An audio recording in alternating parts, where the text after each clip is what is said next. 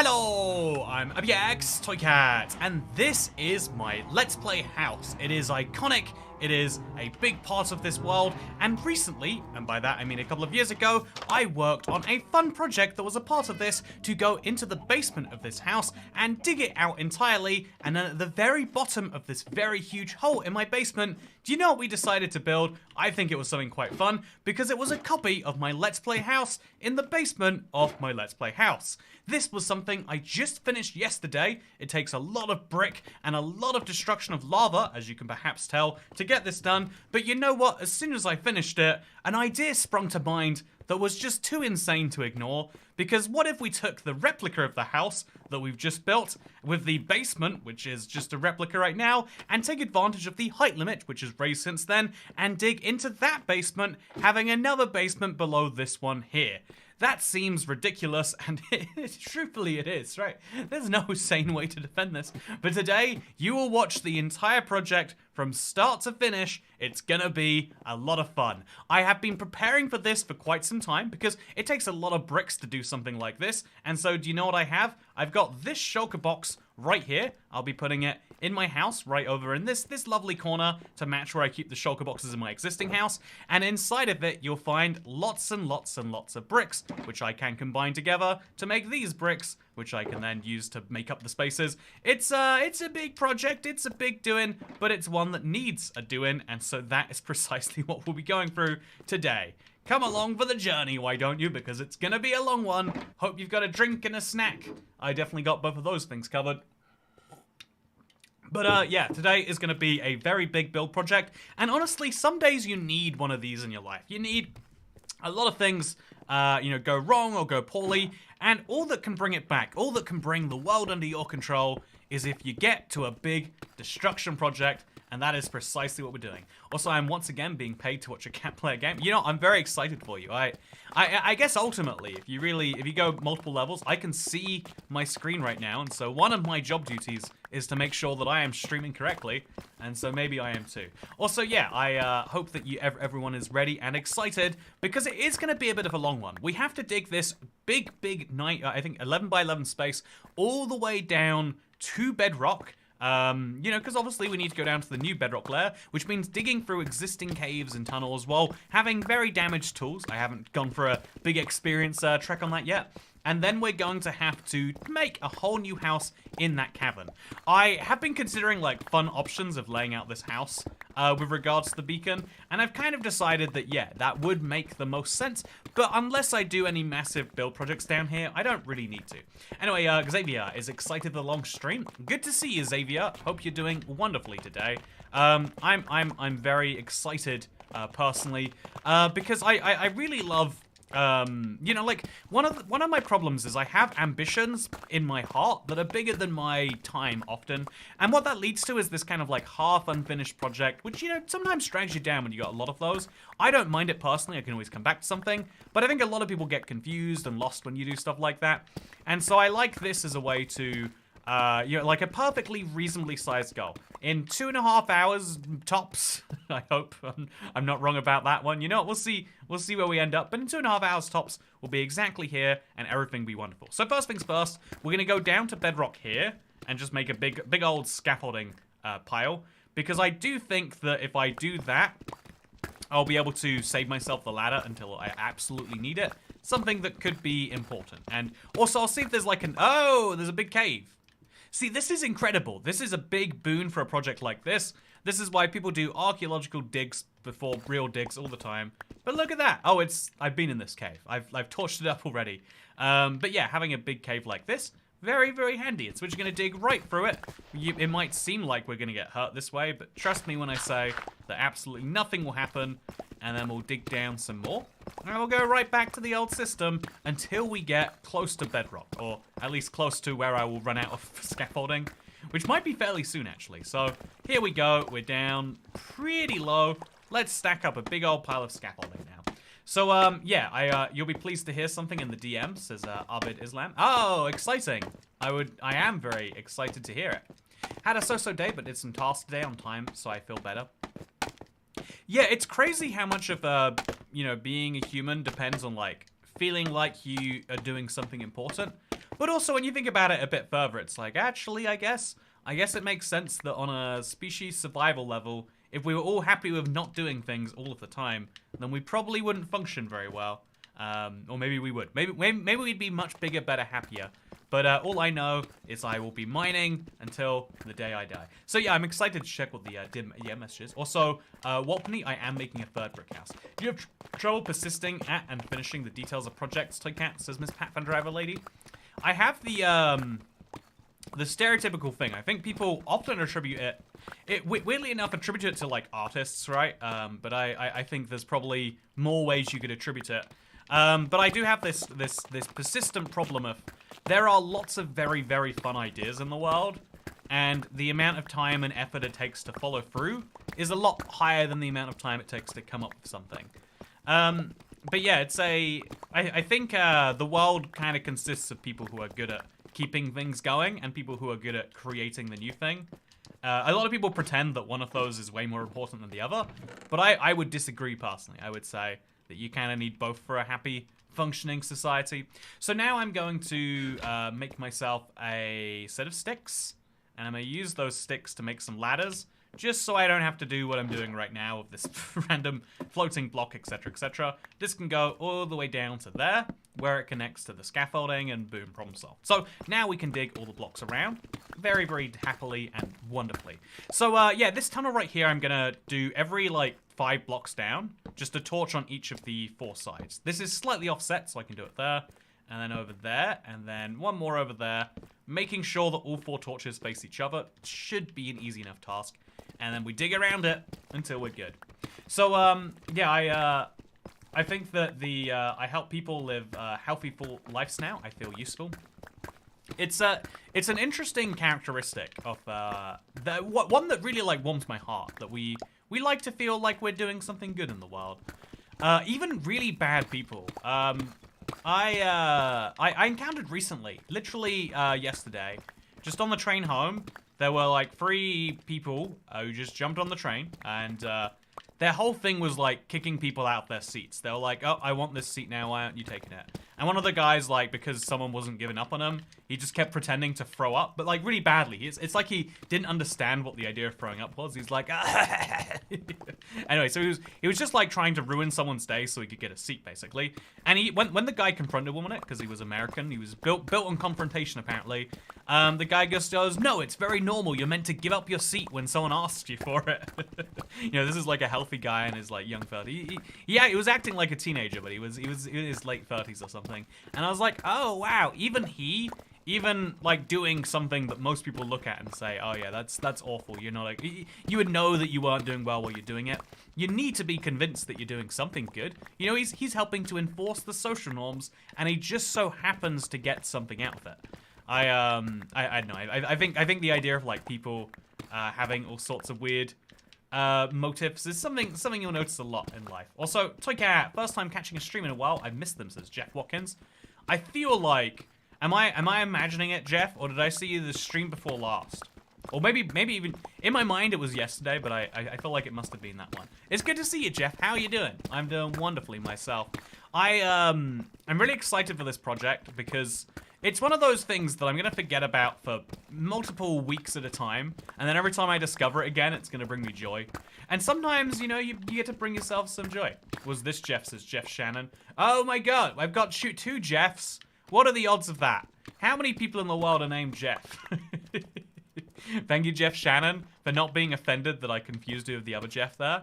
And also for giving me the information that I needed to fix that. So nice having a UK streamer to watch without all the time zones being messed up, says the last waffle.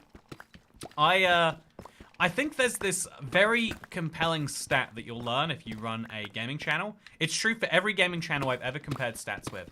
But there's a time online audience graph that says, also you should change your name to Jeff to add all the Jeffs, says Jeff MB 600. Looks like it's you who's changed your name now. But yeah, everyone is on every like I don't know how you'd even group the gaming audience together. It's something like 13 to 25, but the bulk of it is online from 5 to about 9 p.m. Later than 9 p.m., some people start going to sleep in mainland Europe. Earlier than 5 p.m., and some people haven't gone home from you know, let's be honest, school, sometimes work or something like that in the Americas. And so there's this like perfect time where it overlaps where most people stream. And I'm trying to stream slightly earlier so that I can go longer without like messing up my sleep. I don't agree with the whole, you know, I didn't really properly address it, but I don't really agree with the whole, like, streaming is the hardest job ever. It is a dream job, and so there's always a certain set of characteristics that go with that. But one of the things about me is, like, when I spend all this time talking to people, I find it a lot harder to sleep up. Like, my brain is very active. I need some time to just be a pile of mush when I'm done. Because, yeah, streaming is the streamiest job ever. Exactly. Also, Adam Sony, call me Jeff Ansoni. You know, I'll call you Jeff Ansoni right now. Hope you find it to be, what's the phrase? Validating? No, there's a phrase. There's one that that shows that you're becoming when you're appreciated by your name in the world. Anyway, I hope I give you a little bit of that. Oh, it's a big cave. It's convenient that it's a big cave, but it's also a little bit annoying, right? Can we all agree on that? So, literally play Minecraft all day, says Austin Gohan. Yeah, I think, I think one of the cool things about, playing Minecraft all day would be that you would get to, like, make so much progress on projects. But also, I think most people, even who like Minecraft, wouldn't want to play it all day. I genuinely think I would, but I'm in the exact same situation that I'm talking about, where, like, I don't know, if you look at if you really like driving, you might like being a driving instructor because you just drive all day, or like a lorry driver, I guess, would be a better example. But also, you wouldn't like it if you did it that long, or you'd realize there are other. We could do this all day. Anyway, so what are you personally hoping happens for the 15th year anniversary? Says KMB600. This is a big one. Minecraft is turning 15 this year. That's right. In certain parts of Europe, Minecraft is turning. I'm not going to make that joke, but the important thing to say is that I think it is exciting to see. That Minecraft is planning a celebration. A lot of big game franchises, Mario and Sonic are the two big ones that I keep an eye on, have done really big things for certain anniversaries. So Mario's 30th, they made, they remastered their 3 biggest games. For Sonic's 20th, maybe 15th, but I think 20th, they made Sonic Generations, which was like a new game with the best levels from all the old ones, but they made a new story to make it fit. It was great. I don't love driving, but I can do it if I need to. It makes a good job for me, says Miss Pat Van Driver Lady. Yeah, I think, I used to think about this all the time when I was, like, growing up. I couldn't put my finger on what it was or why, but there were lots of people who would be, like, kind of eager to be the person driving, even though, like, you know, driving doesn't seem like it's a lot of fun. And I was wondering, like, do these people just like it? And I think in reality, it's a little bit of, like, needing to feel control mixed with the fact that you can be genuinely quite useful that a lot of people quite like, you know? You get to exercise something that's good to you while being good to the world or something like that. Okay, so we're gonna take this box now. We're gonna take a lot of the bricks and stack them together just so we can have slightly less mess inside here. Very good, love to see it. There we go, and then we're going to put the planks and the stairs in there. These are gonna be coming in sooner than I thought. Also, I guess the glass, I could do some more of that too, but just more space for more digging. That's what I need, and that's what I shall have. So yeah, I won't be using a beacon down here, mostly for the sake of the fact that it's... I think the underground lair... It would have made sense to put a beacon in if I was going to have one later, but otherwise I'd have to have a whole tunnel out here that might ruin the illusion of it being there. I could place it back in later, but there's a beauty to regular destruction sometimes, and so we'll do just great without it. I have motion sickness, so either I drive or I throw up. I've never experienced that on that serious of a level. Feel bad for people who do. Toycat, are you Jeff Cat? Because I'm Jeff Rodit. You know, good to see you, Jeff Rodit. How are you doing on this fine day? We're all Jeff on this marvelous eve. We also have Jeff Lynn Weber here, as well as Jeff Jugglesworth. You know, it doesn't work as well. Good to see you. Also, by the way, I think KMB says we might have the most content-filled 3 months this year, with April having a potential April Fool's update, with May 15th being the potential 15-year anniversary, and June being the potential 1.21 release. So I think we're definitely getting an April Fool's update. I do think that Minecraft has started to accidentally raise their standards on those. They're having a harder time with them because people expect a lot from it. It's this crazy thing about when you do anything that people have expectations for you, those expectations can crush you. Because suddenly you can go from, like, feeling useful to feeling not useful enough. A surprisingly common feeling in, I don't know, like, high expectations jobs. I feel like a lot of people get crushed by expectations all of the time. And, yeah, I think that I think the 15th year anniversary, honestly, this is me keeping my expectations tiny. I want it to be a big deal, and I think that there's a decent chance it is. But in the back of my head, I know what it's going to be. It's going to be a 15th year anniversary Minecraft map, and then they're going to say, to celebrate the 15-year anniversary, we're running a marketplace sale. You can get a free creator add-on every single day. Like, I struggle to imagine it's going to be much more. Because they've done that for quite a few occasions now. Like, 4J would release something big and exciting and free. And, you know, the modern Minecraft team are like, but we can't monetize big, excitable, and free, so we'll just run a sale. And running a sale, when you do it 5 times a year, means that you're effectively doing nothing, is the problem, I think. I kind of noticed this when I used to do my own t-shirts as part of, like, my own store. But there would be offers for, like, they would, or actually rather, I'd have a company who did it. It was a whole thing. But they were in charge of when the sales were running, so they'd just be like, oh yeah, there's a sale coming this Thursday, you want to promote it? And they would happen literally once every 6 weeks or something, to the degree where it just felt like, oh, so they're just sometimes not on sale? That's how I think more and more people will feel about the marketplace if they keep doing that. What I could dream for, what I would love, is if they announced that Mine Festival, you know, Minecon, but Minecon is now an event every year, so Mine Festival, if they finally announced that, that would be hype. Would love that a lot. Also, I came up the second ladder. There's got to be some reason, right? I'm up here for something. Maybe to grab some, sticks. Use those sticks to make some ladders. And use those ladders to do precisely nothing. But yeah, maybe we need some more torches. I'm not too sure. Oh, no, I needed pickaxe. I knew I was going up for a reason. I've got that thing. It's called, there's like this spatial reasoning flaw that we all have when we walk into a new room. You know when you open the fridge and you're like, why did I open the fridge? It's because when you're exposed to a new environment, your brain starts to, like, analyze, and, like, your thoughts from before can just leave. It's a whole big problem. I'm sure you've encountered it somewhere in your life. So, I don't have any other efficiency Unbreaking 4 pickaxes. So, here's what I'm going to do. I'm going to take this pickaxe, or this pickaxe. If I take one of these, yeah, we'll take, like, a...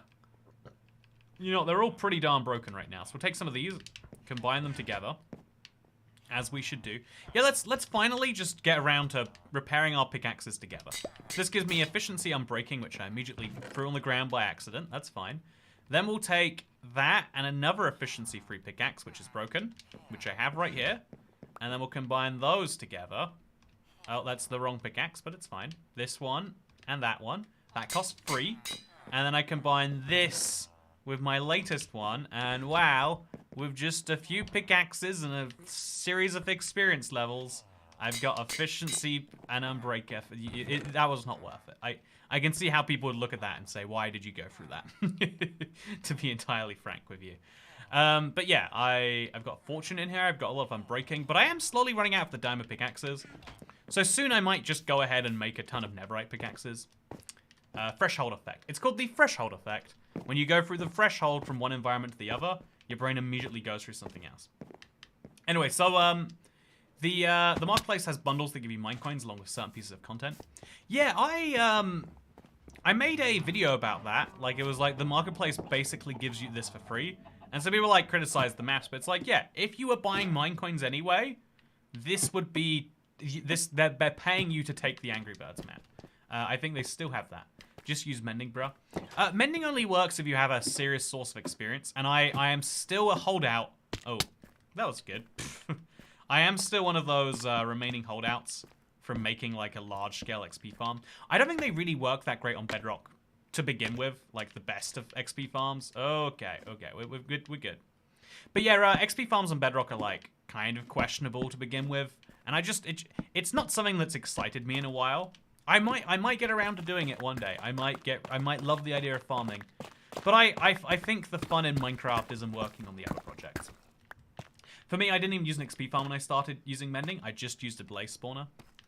Yeah, I do think that the rates are so good that if you do anything that gets you experience, if you have any source of it in your world, it will probably work out just fine. So I think I might do a I might come up with a long-term solution at some point. But right now, my long-term solution is like AFK at the creeper farm, or I go trade. You know, I feed my cows, I kill my cows. There's always some reason to do some stuff. Also, yeah, I'm so used to seeing XP farms, says Xavier. I think that I have this general vibe that if everyone is doing something, you can accept it and move with it, which is what you have to do a lot of the time. But it's also fun to not. It's very fun to try and move against the masses sometimes. It doesn't always work, but it's a nice idea. See, I think the return of Mine Festival would be real great, and I'd also love to see, yeah, alongside the return of Mine Festival, would be really fun by itself. I would love to see them do some form of special drop. I think they're going to tie the armadillo into the 15-year anniversary, because 1.20.70 is coming out soon, and I'm not 100% convinced the armadillo is in it. Like, genuinely, it's one of those. We're gonna go through. We're gonna check. We're gonna look at it with the last beta. But I don't have the armadillo is finished, but there's not been a proper confirmation of when it's coming out. Even we know on Java it's coming out in 1.20.5, but we have no idea when that's going to be. It could be next Tuesday. It could be May 17th. You know, like so yeah, it's one of those exciting things. So, yeah, they do that now. In Bedrock, it used to be the XP is split between the bar and the mending item. Now this is now the same as Java, no XP split. I personally kind of liked the XP split. Like, it felt wrong to switch from one to the other.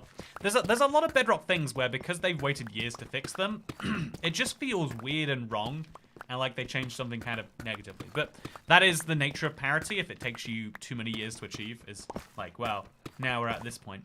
By the way, thing there. So, yeah, interesting that a lot of people got lag on the stream. Hello, internet. I am streaming just great. Looks fine on my end. Okay. Let me watch the stream back. Yep, I can see myself talking about this. Okay, say pineapples if you can hear me.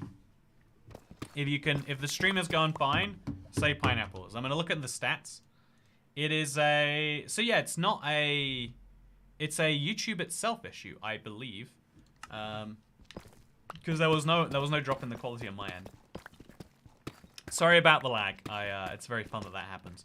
Anyway, so this project is off to a really good start so far. You can see we've made this lovely hole right here.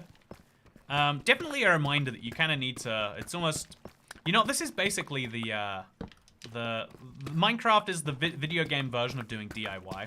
It's like, yeah, you gotta find exactly what you're doing, then you gotta dig the holes, and then you gotta etc, etc, etc. It's a fun idea. Rats, my membership caused a lag, says Sean Skeeter Sullivan. You know what, Sean? I was looking for someone to blame. I'm glad you've taken the role. It's all your fault, clearly. I'm very sorry that we brought you here. Also, okay, the ally's picking up some obsidian. Glad to know that he's finding use for himself in this world. But yeah, we have he tried to sabotage the stream, said Xavier. Yeah, he tried his best, but he can't. I really hope the Minecraft festival thing wasn't like a thing they were only trying out to see how it'd go because of the pandemic and they've cancelled the possibility of an in-person event. I think that the pandemic was the... I think about this all the time. We had a government-backed reason to say, oh, I don't feel like doing that or I don't feel like going. And society is still recovering from that. You know, like, basically being able to avoid accountability for, like, oh, it's not me that doesn't want to do this, it's the government, meant that everyone had, like, a get-out-of-jail-free card for so long. And I think we're all struggling with working out how to not use that. You know, because there were lots of times where you might have pushed yourself and had a good time before, but doing that during the pandemic would have been reckless. You've only got to meet if you really, really need to meet. And so, yeah, I think that we probably we'll eventually work out what's going on and how. But when it comes to stuff like in-person events, it takes so much effort from people who need to be really motivated. And those people are usually very extroverted people, like people who are like extroverted but want to do nice things for them. Like if you've never planned a party, making sure that your party guests have a good time usually is pretty hard. You can go basic and just provide them with some alcohol and but like actually like planning a party, making sure everyone having it's there's more steps involved, right? There's more going on. Also, new game, Toycatopoly. It ruins students. They always have excuses now, says Vera. You know, I would love to have excuses. Minecon now with alcohol says Canby 600. Yes. You know, if you're watching this, I don't know who's in charge of it. Let's just say it's... I like to imagine in my head it's Lydia Winters. If you're watching this and you're struggling, you're like, oh god, how do I design a mine festival that makes it interesting enough that people are going to pay $120 for a ticket? You just say every time when you walk in the door, here's a shot, and then every room you just put a big bartender in the side. I don't know why it has to be a big bartender. You put a big bartender in the corner, and he makes Minecraft themed drinks. Boom! Now everyone's having a great time, and they don't remember any of the things that weren't planned. Someone asks like, oh, wasn't there meant to be like a panel from the developers talking about the next update? And then someone goes, whoa, we're drinking creepers for everyone. It's a little bit of Midori, a little bit of potato juice, and a little bit of love. You know, it's a real thing. I think that pro tip, you ever want to have a good time, and just do exactly that. You ever got a group project, you know, that you haven't properly planned? Just, you know, yeah, everyone gets a free t-shirt. You just gotta make things like that happen. Anyway, because people love free stuff, and you know what they love more than free stuff? Free good times. So this is an interesting piece of cave I don't think I saw before. But I guess you'd argue this is all interesting pieces of cave I haven't seen before. We made a very good dent in it though so far, I think. Potion of memory resistance. Okay, who wants a guide on how to commit basic tax evasion, says Alu Infinite. I think that is an illegal thing to provide. But do it anyway. Go ahead. Anyway, I was a student pre and post pandemic. The change was really jarring. Oh, I can only speak to the experience I had from being around someone who was a student in the early pandemic. And I can tell you with no uncertainty that the whole system is basically just there to be like, look, we are just a vague filtering system to work out who looks like they might be able to do something and who can't. Also, why are there so many random source blocks in this? Something has gone wrong here, right? Can we agree on that much?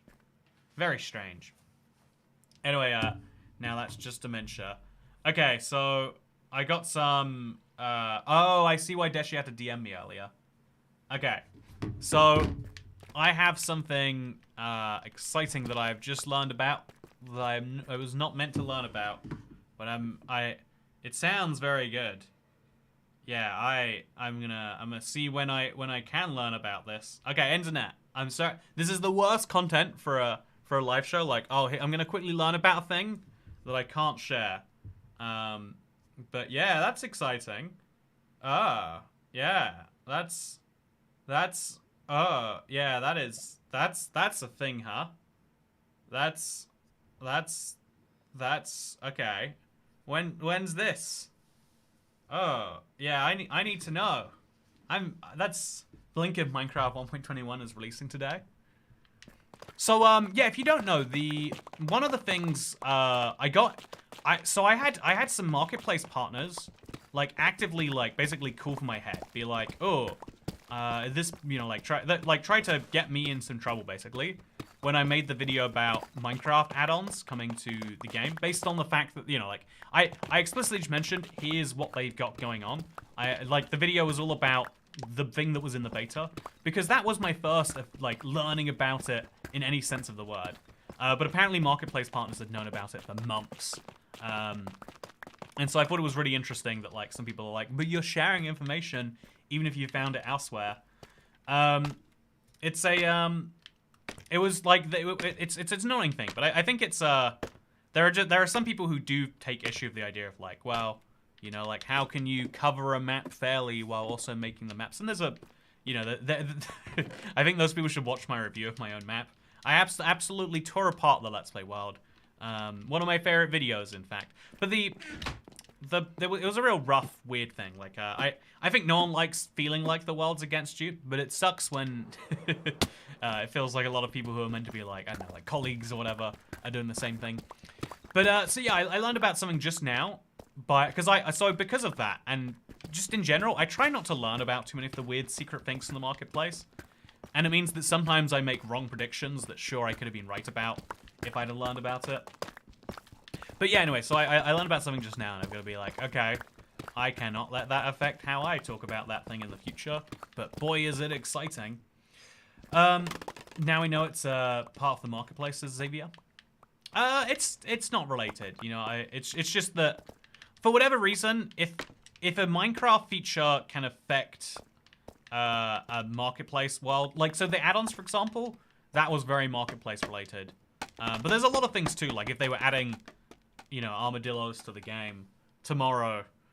Could it be tomorrow? Oh, it really could be tomorrow. But if they were doing that, then like it might affect how you build maps, because the maps that you're releasing, say, next week, you might want to change now rather than tomorrow. You'd probably get more notice than that, but you get the vague idea.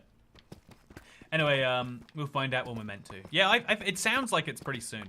It's yeah, it's one of those things people have been asking for forever. It's a fun reminder to me. One of the things I wanna make sure we put enough time towards, because so much YouTube sentiment is anti-Mojang right now.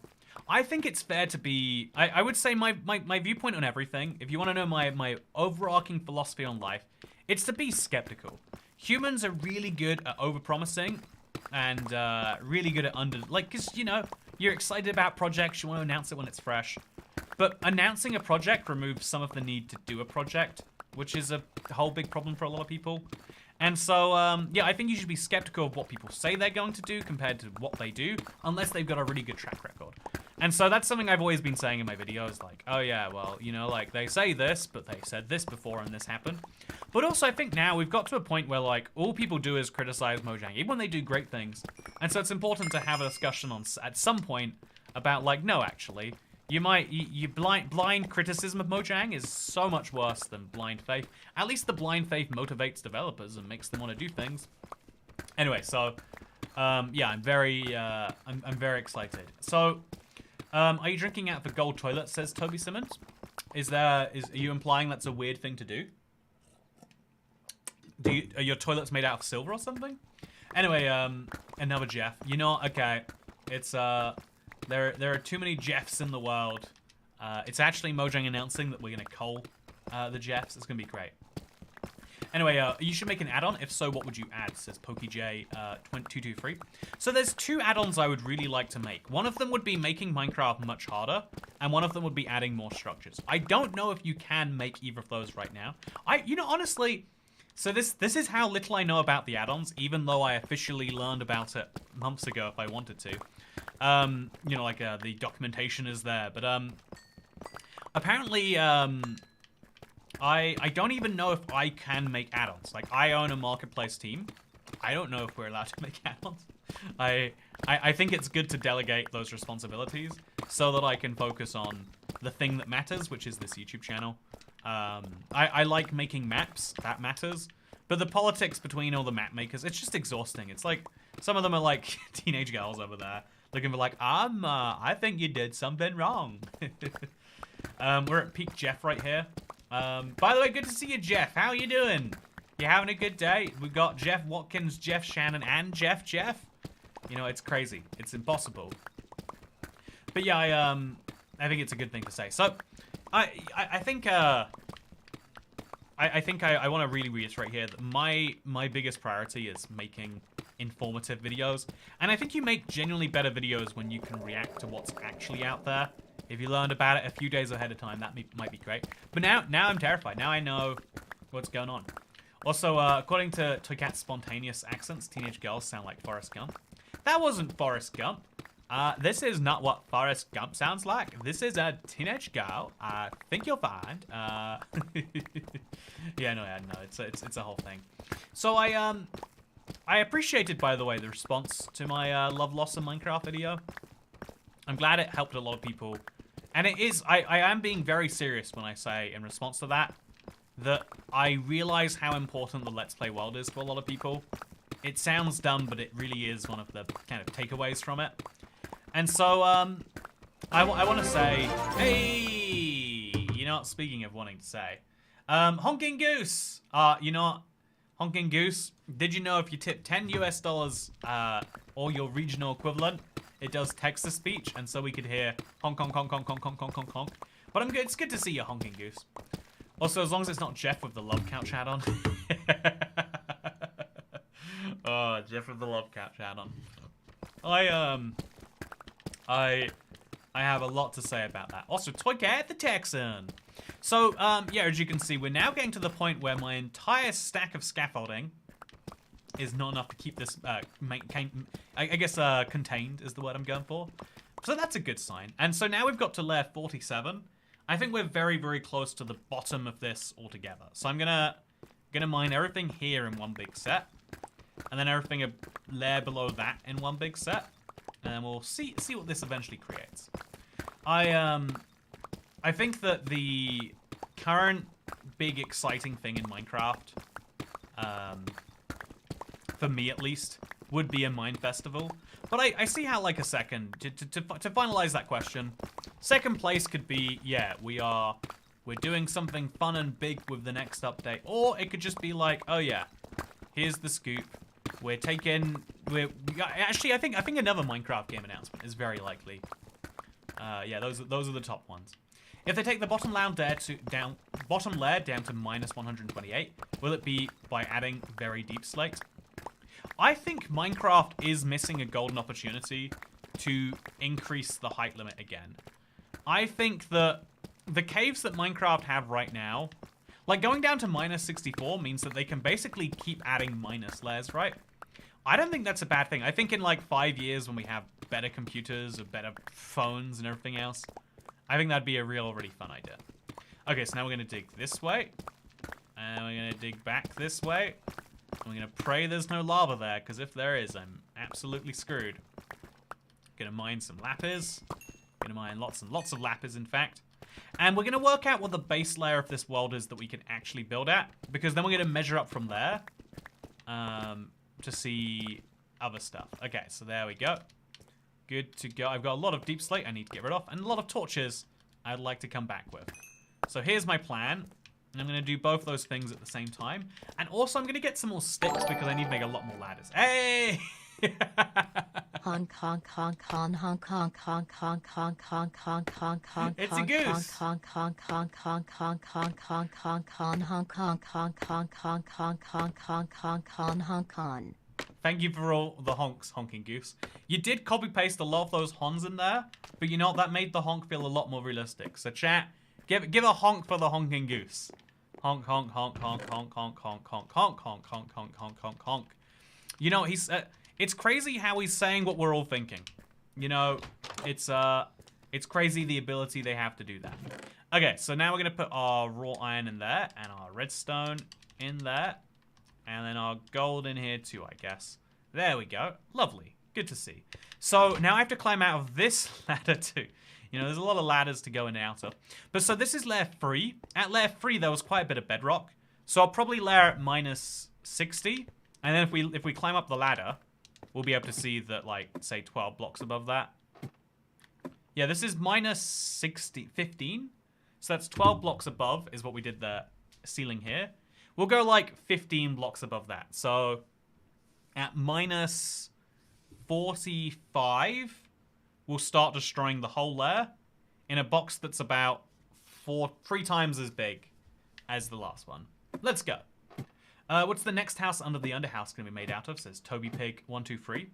You're saying it like the answer's not incredibly obvious. But yeah, I think we could, we'll make a big old area around it. It'll be great. How many members? Oh. Okay, I'm just crouched. It's weird how low you feel when you're crouched in Minecraft. Like, I feel like I'm one block tall. Does anyone else feel that? Like, I feel like I'm closer to this bottom block than this top one. Anyway, let's go. So, how hard would it be to bring grass down there? The yard is part of the house.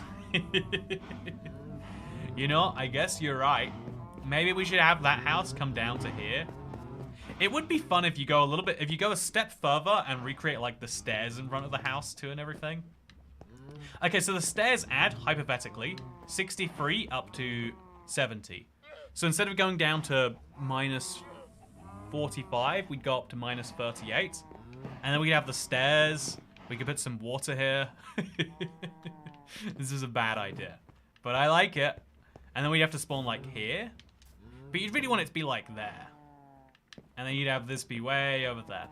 Did you ever finish your Xbox 360 Never project, says Toby Piggy 123? I'll be honest with you. No. I will. You know, in like 3 years' time, it's going to be beautiful. But right now, no.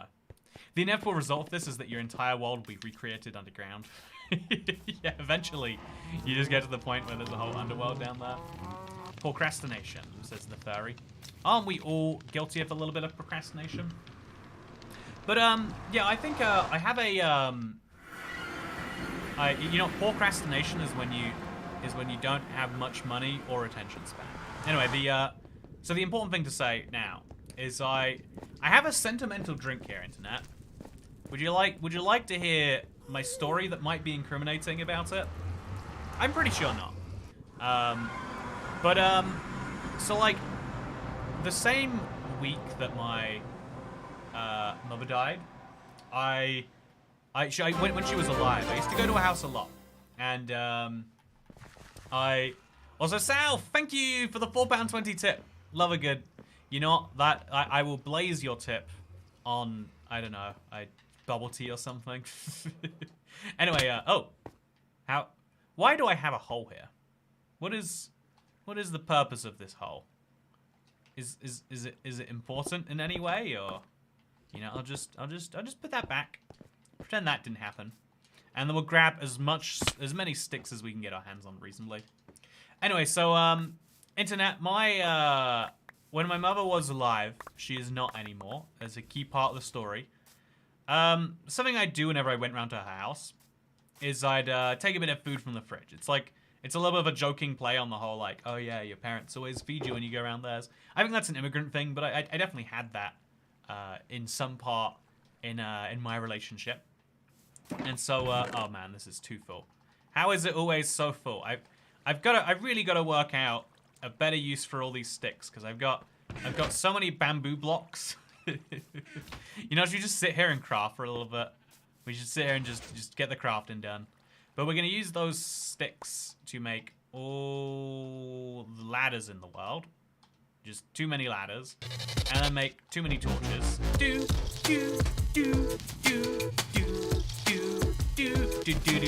Thank you, Caillou9, for becoming a channel member. And now we can fill this box with torches. It's so many torches. More torches than anyone should reasonably want. And then we can take a stack of those out. And boom. And then we're going to take the rest of these bamboo that are like just clogging the place up and turn them into bamboo blocks. And that'll be great. Your bamboo farm is in need of the Instacrafter.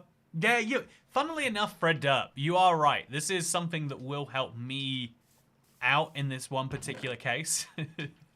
You know, would be lying if I said it wouldn't. Okay, so we're gonna move the bamboo blocks into here. Okay, just like this. And then we're gonna craft the bamboo into bamboo blocks. There we go. At some point, I will use all this bamboo somewhere. I don't know when. I don't know how. I'll be honest. But there's gonna be a time where it becomes important, I'm sure. And that will be a glorious time. Okay, so now it's filled with all the right things. We make some more bamboo blocks. And we'll take even more stacks. Just get to the point where there's not too much left in here to add. Did you finish the sugarcane farm? Says Phoebe Mitchell. So we are in a finishing project spirit right now. I would say I'm one big push away from finishing the sugarcane farm. And so if you want to tune in the next upcoming time, you will see that. Okay, so then we're gonna go all the way back home,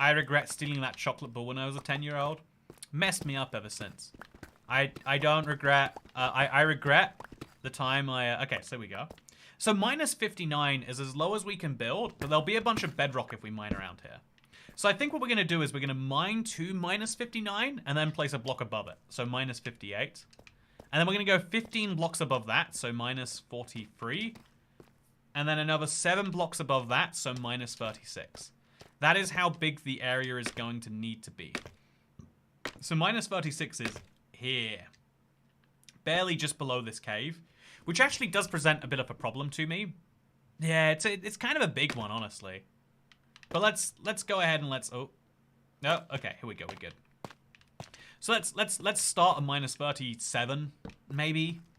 Yeah, minus 37 I think is more reasonable. And then we have the head height above us.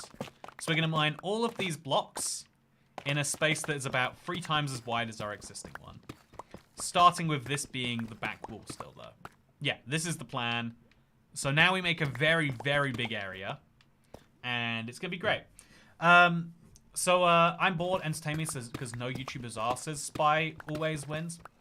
Have you considered that being bored is not a state that can just be solved by someone saying like, oh, you are entertained?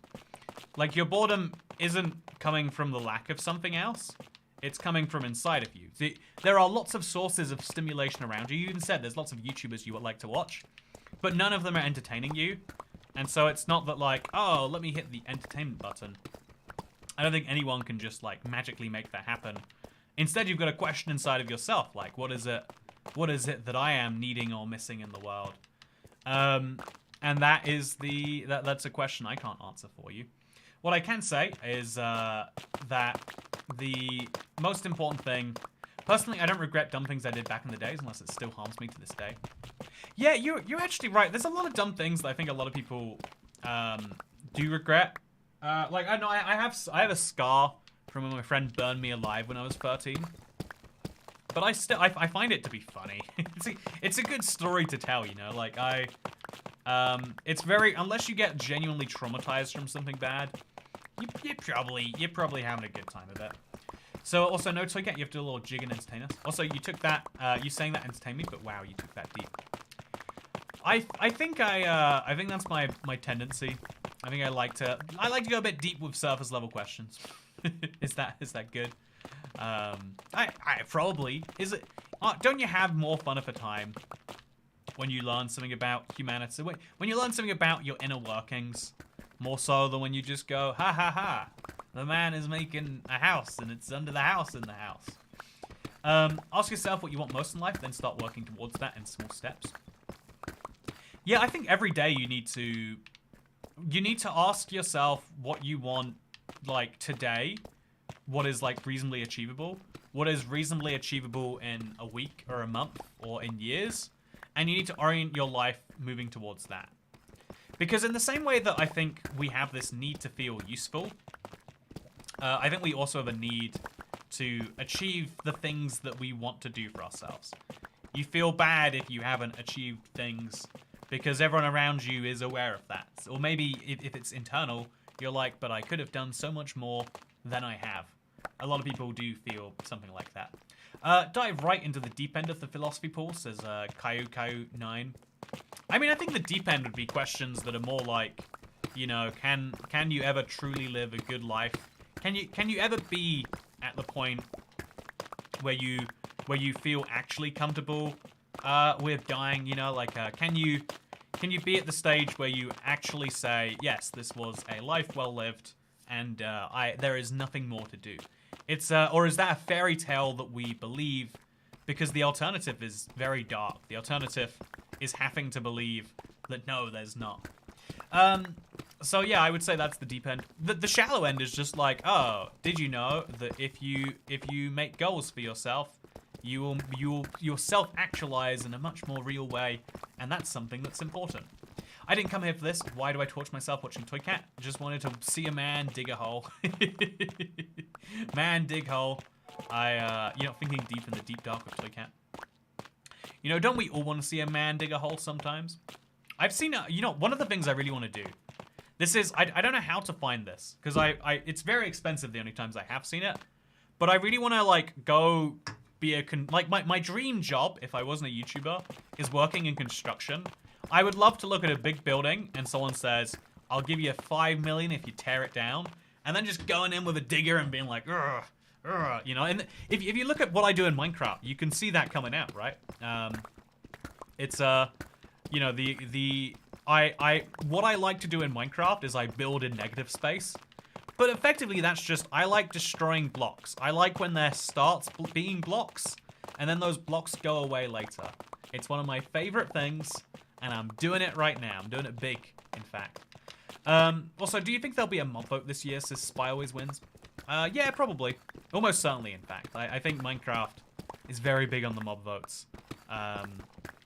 It's kind of surprising because they're getting like less and less love from the community. But they're pretty popular with Mojang. Mojang thinks they're doing something great with them. And that's a very important characteristic. So we're now going to build across to here. So I don't know how far to build, to be totally honest with you. We can look at this block and say if this is 9, which it should be, we'll go 1, 2. Oh, I see the problem here. We'll go 1, 2, 3, 4, 5, 6, 7, 8, 9. And then we'll go 1, 2, 3, 4, 5, 6, 7, 8, 9. All the way back here is where we're going to be destroying to. Which is a little bit intense, a little bit intimidating, but we're fine. So yeah, he's still good friends with Green. I think there's a lot of people who like, you know, just... I like Green. We spoke when Minecraft Legends came out, but it's not like... I think everyone has this in their life and they don't realize it until, like, you know, it's, like, quite late. But, you know, you have people that you are still friendly with, you'd be excited to see, but you don't actively maintain the relationship. And it's kind of on both of you, right? Like, well, if he hasn't messaged me, then it's like, well, if I haven't messaged him. I think realizing that and, like, taking stock of those relationships is one of those active tasks that you should be keeping an eye on if you value those friends. Also, thank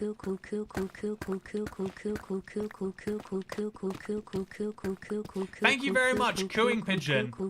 That is not what a pigeon coo actually sounds like. It might have to be like coo, coo. It's even then, cooing is the wrong word for what a pigeon does. I feel like babies coo more than pigeons do. Anyway, also, it's good to see you, Clary Frag. How are you doing today? Also, yeah, I think Vanderstar Gaming, if you now catch up to this, you've just said pineapples now, but I said that about 20 minutes ago. But you can enjoy living in the past. I hear that, you know, the queen is still alive in the past. Most convincing pigeon impression. Yeah, I hear pigeons when I wake up in the morning, and it's more like it's like a very deep throat noise. It's like trying to listen to Northern Irish people. They don't speak with their mouths or their throats. I can say this, by the way. I'm officially Northern Irish.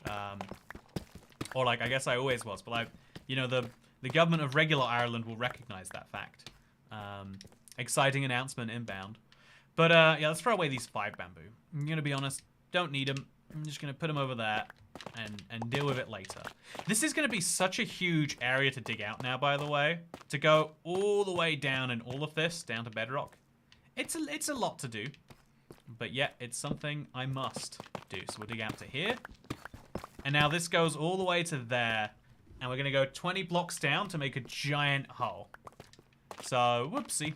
Yeah, big amount of work coming up. And I'm gonna use... Ooh, I guess we'll use cobbled deep slate behind here. I think cobbled deep slate looks enough like regular deep slate, but also it's clear that I placed the blocks here, which is kind of what I want. Or maybe I don't want that. Maybe that's a terrible idea. But I've got it anyway. No one can stop me. There we go. And then we'll... Also, last year, the hashtag stop the mob vote was all the way in the chat. Yeah, I think this is a case of the... I don't know. There's so many examples of it in the real world, but the tyranny of the masses is a very common thing. What people believe, one of the saddest things you'll learn. Also, hope everything's going well for you, says Lisa Powers. Things are going pretty well. Thank you for asking.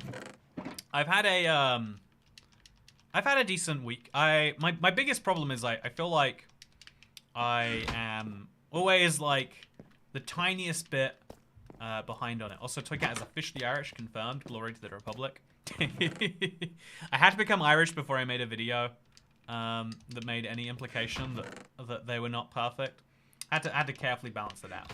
Anyway, let's dig down. Or, you know, maybe there needs to be a garden back here. But let's shut this. Let's put some green back there or something. And then let's just go right back down. I guess we've got so much digging to do. It feels incorrect.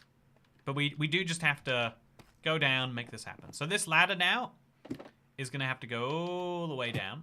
And the way I'm going to achieve that is by just removing this. It served its purpose nicely.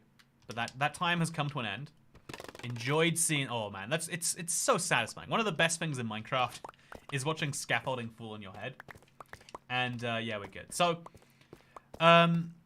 Henry asked, do you think the universe is infinite? I think the universe is not...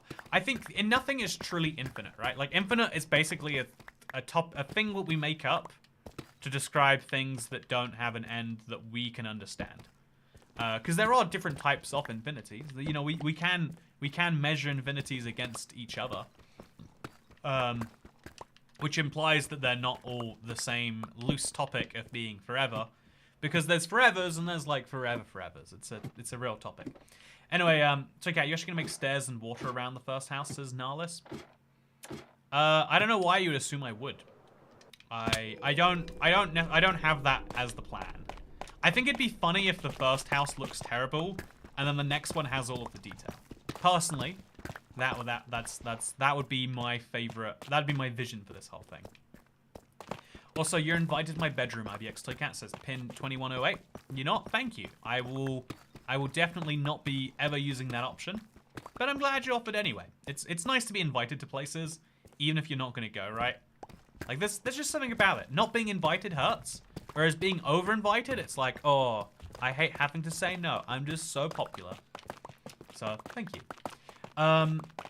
Yeah, so I've been having a lot of thought recently about what it is to really leave something behind.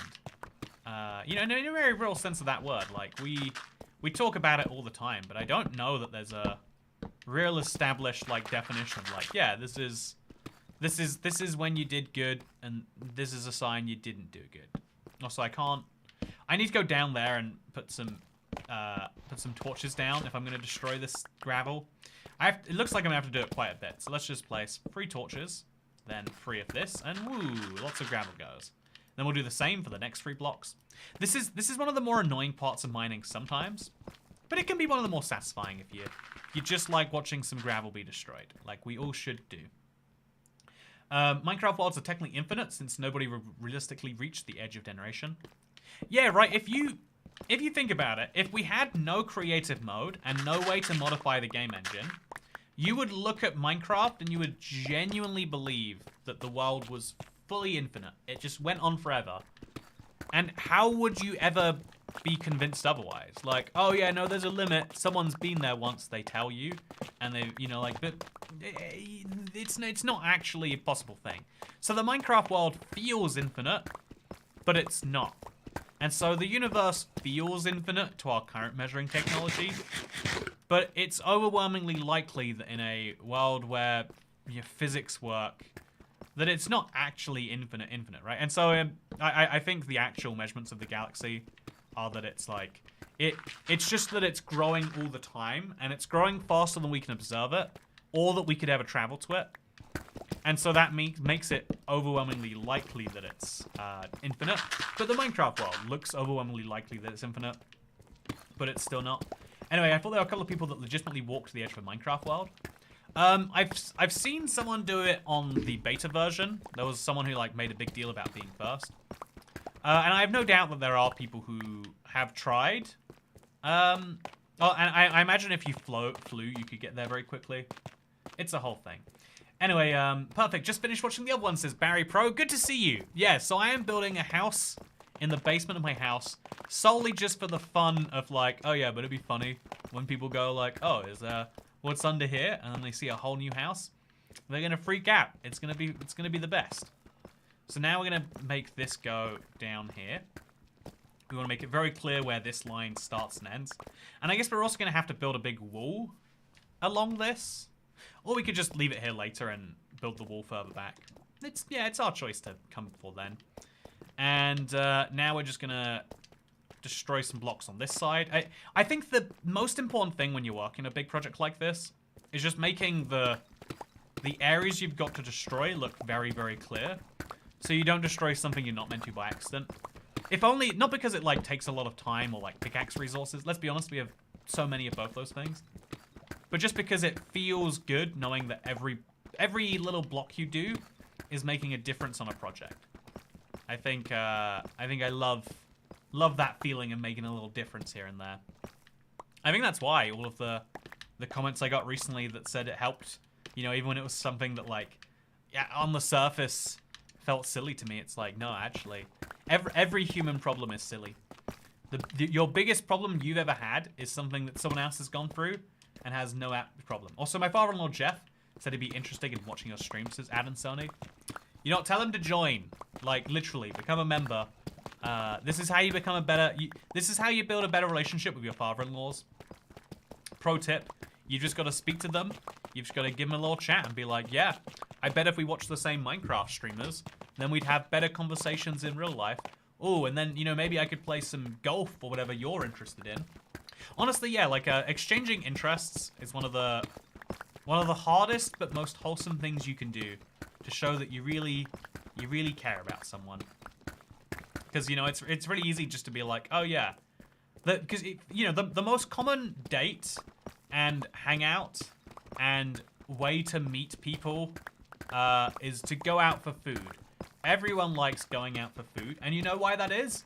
Because we all need to eat food all of the time. We literally die without it.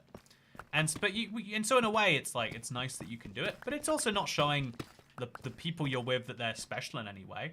You know, they might not be, to be fair, but you're not making them feel any special because, yeah, you would have to do this regardless. You just happen to be doing it with them. It's great. It's a nice first stop on the, you know, like friendship or on your bonding level. But then, also, what is my father is outside of the law, says Ruby likes Sonic 2. Good to see you, Ruby likes Sonic 2. My father certainly was outside of the law. Or rather, the person I thought was my father. I have a confusing thing where, like, I met my biological father at, like, 18. And I only knew that he existed somewhere, like, 5-ish years before that. Convincing my father-in-law to watch Minecraft YouTube is a funny thought. You know, it's a good idea. You gotta do it. You gotta believe in yourself. Also, Toycat, how is your day? Says Kerry Yang Sassy Cook. Good to see you again. My day's going pretty well. Thank you for asking. I've had a it's been a busy one for errands. Like, there's been again, if you're curious, those errands were I am telling the Irish government that I'm a part of them. I just think it'd be fun to have another passport.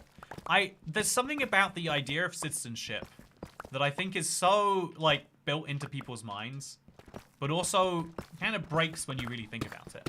Like, the idea of dual citizenship feels like treason to me. Like, the whole point of countries is we all agree, yeah, we are part of the same country and we're doing all of this because, you know, it's really important that we work together. Like, the whole reason you pay your taxes and, you know, that we do things for one another despite having no connection besides living in the same area is that we're all citizens of the same place, right? So, Kat, the video's ready to go. It just needs a title. Could use the same as the free mobs, but change free to paid. I think I gave a thumbnail for it in the drive, but honestly, I like your idea too, if you don't like the one from the drive title. But yeah, also, do you have Sri Lankan citizenship, says Dan Marsh. See, here's the thing. Lots of countries agree with what I just said, because they say if you become a citizen of any other country, you rescind the rights to be a citizen of ours. I.e., you can only be, I think a good example would be Dutch. You can only be Dutch by no longer being Sri Lankan or being whatever else. And you can only be Sri Lankan by no longer being Chinese or Indian or whatever else. You can only have one citizenship if you want to have some citizenships. There's always some exceptions that countries have to make. I think Japan is one of the strictest in saying, yeah, get rid of your old passport and get rid of it for a long time. There isn't one on the drive, that's why I'm asking. Oh, there isn't? Oh, I know the answer to this. If you go back to our messages, I would have put it there under the title, because I would have written the notes towards our Discord chat. Hopefully that helps. If it isn't there either, then yeah, you're right, Toycat, would you use for face cam? I use an Elgato face cam. I never like the face. I've been wanting to upgrade my face cam forever. I bought a camera for it, but it's just such a nightmare to actually do. Maybe I should just like bite the bullet and do it. You know, I think I might. I'm not a proud American citizen. I live right in front of a Strode. How could you not be a proud American? That's literally the most American thing I can imagine. Fred Derp. That's the whole thing. Swiss is the hardest to be, says Evan Murphy. Yeah, so in general, to talk citizenship briefly. So what I said, mostly true. Yeah, I'm gonna have to just like load this chest up. I guess I'll put it in this chest next. Yeah, actually that seems kind of useful. So we'll put it in this chest. Just load it up with cobbled deep slate and other resources from here. And we'll put the ladders in here just so we have a place for them. And then the soul lantern too. I don't know where that's coming from. So, yeah, I'm glad. It's good to see you, Kerry Yang. I'm glad that you've been watching the videos for a while. It's cool that you finally found the live streams. I hope you're liking it here. So, chat, be honest with me here. Be level with me. Should I use cobbled deep slate? That's what I've been using here. Oh, I can't even see it really. I guess I'll mine some more cobbled deep slate first. I'm gonna have to get this whole section here sealed off to make it look like a square. I think it's too messy to build into an actual cave. It just, you know, it makes more sense to do it my way. And so, should I use cobbled deep slate or should I mine with silk touch for a bit and use actual deep slate? Regular deep slate is directional. Yeah, that's one of the worst parts about it. It's a nightmare to use. But yeah, so just to show you the difference between those two things, in case you're confused about what I'm talking about. So here is cobbled deep slate, and you can probably see right next to it some regular deep slate. So it doesn't look perfect, but does it look so bad that we should not use it?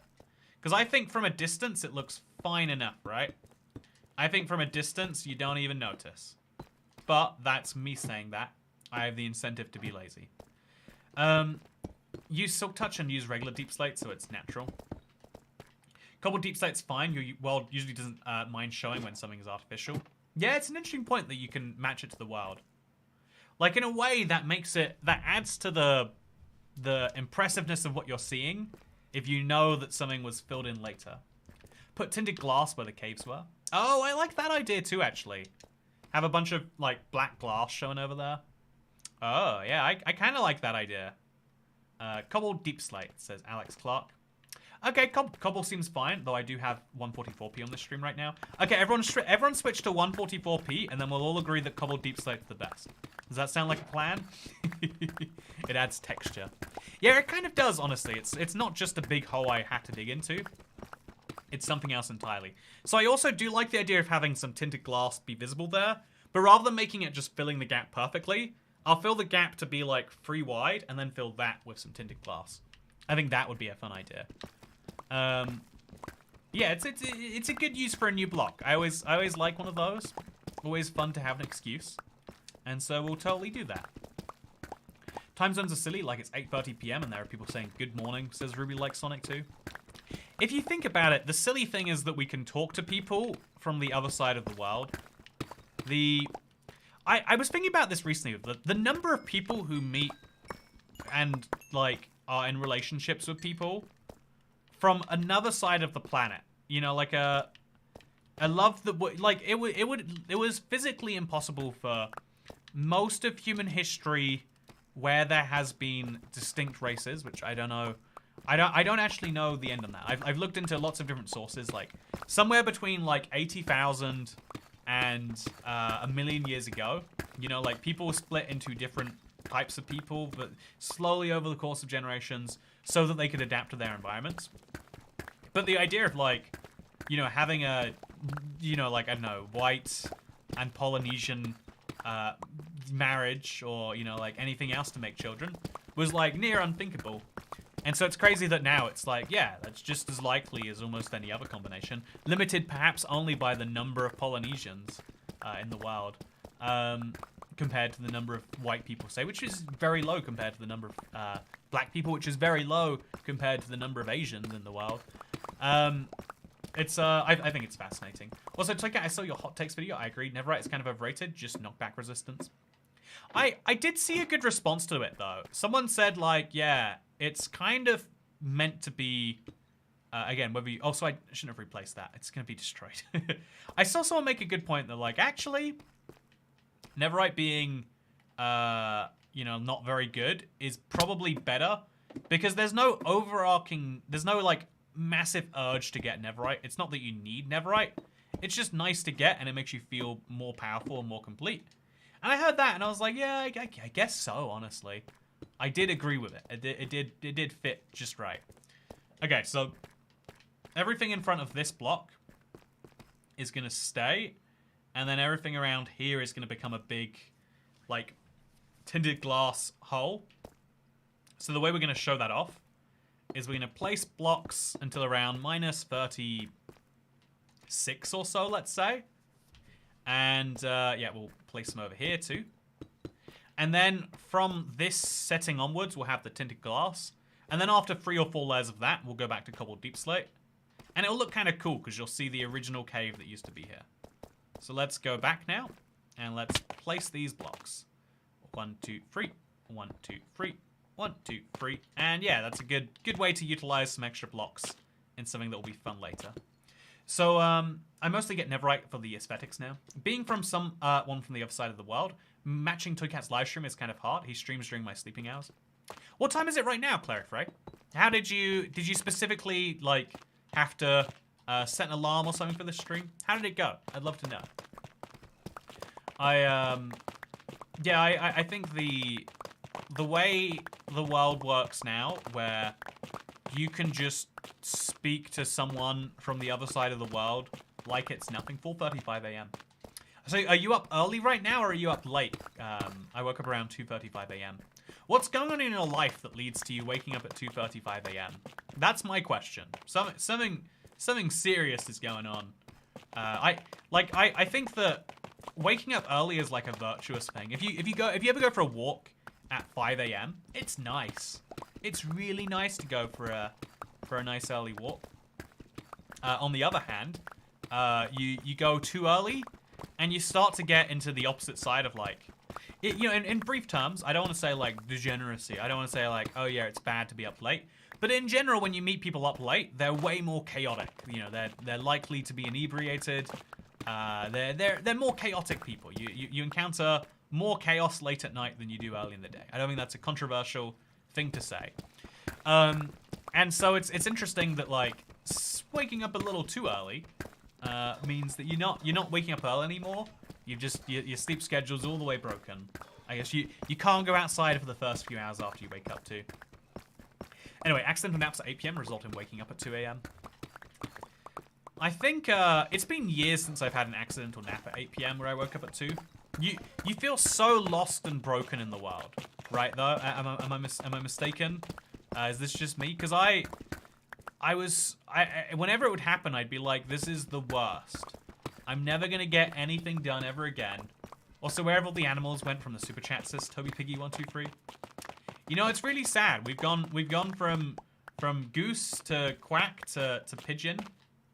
I mean, clearly, we just need to work out the next level of that. Also, Rohi asks, are you going to build the house above your house?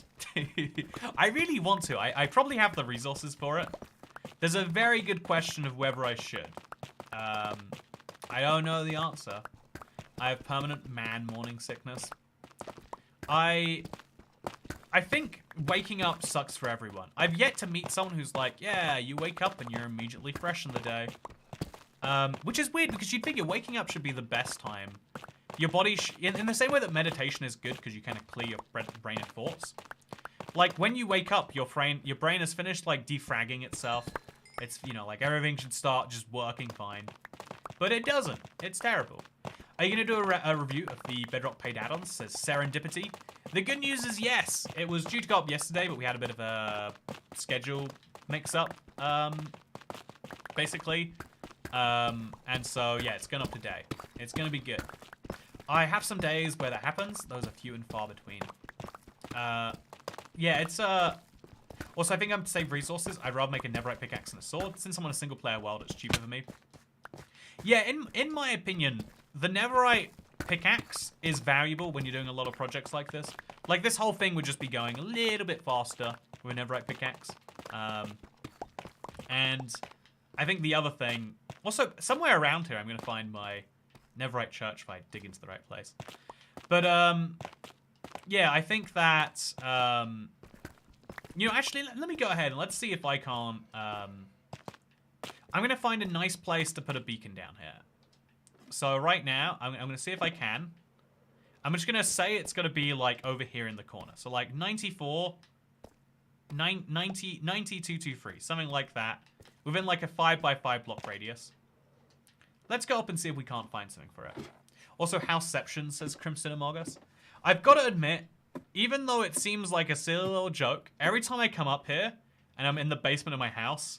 But then I'm not in the real basement of my house. I'm in the basement of my actual house that's just in a house. It breaks my brain a little bit. But I do love it in a weird way too. So 90224 is over here now.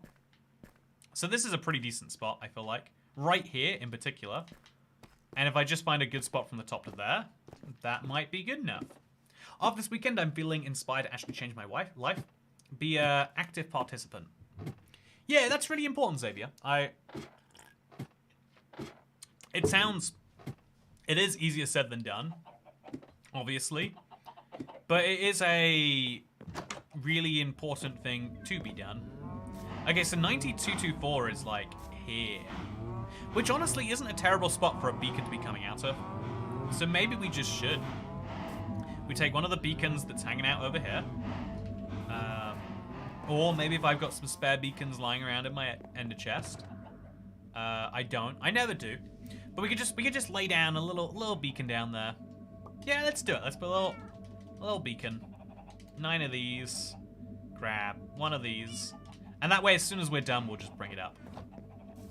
So whichever of these does the least important thing. So this is speed. This is resistance. And this is... Is this one doing anything? It must be doing something. Oh, this is regeneration. That's also important. So this is strength, but strength isn't that important in my opinion. So we're gonna mine the strength one. I'm just gonna take that with me. No one's even gonna notice. And we're just gonna go downstairs and take it into something else. So if it's 90224, that's over here. Let's just dig straight down. I know I'm not going to dig into a big lava pit or anything. And so this is actually a very smart decision. And look, I'll even keep the haste from the beacon if I do this long enough. So this is great. This is going wonderfully for me. And then we'll put a big glass on the top just to make sure I don't fall or anything. Maybe put some glass panes all the way through it. Just to stay extra safe. But yeah, dig all the way down. That's fine. No issues so far. Then dig down even further. Eventually end up in a big hole, but it's fine. And dig down even more.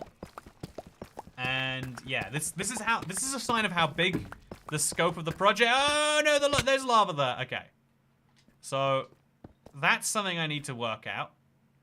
Is that lava gonna burn my stuff? I hope it doesn't burn my stuff. Chat, what do you reckon? Is the stuff gone? Nah, it's not gone. Oh, it's gone. Okay, so you should move the sextuple beacon down to bedrock so you can use it all levels. Yeah, I do think that is a good idea. Just to be clear. Oh man, where? Okay, there it is. Okay, well, that's where the lava is. I do think that is a good idea, but I also think that it's a I don't know. It's one that is kind of messy to actually implement. I looked into doing it, but where it would appear down here is kind of incorrect. If that makes any sense. If it doesn't make any sense, then don't worry. But it will soon. Okay, where is my big tunnel? I should be able to find it. It's somewhere around here. I've just got to dig until I find it. Now we'll check over here.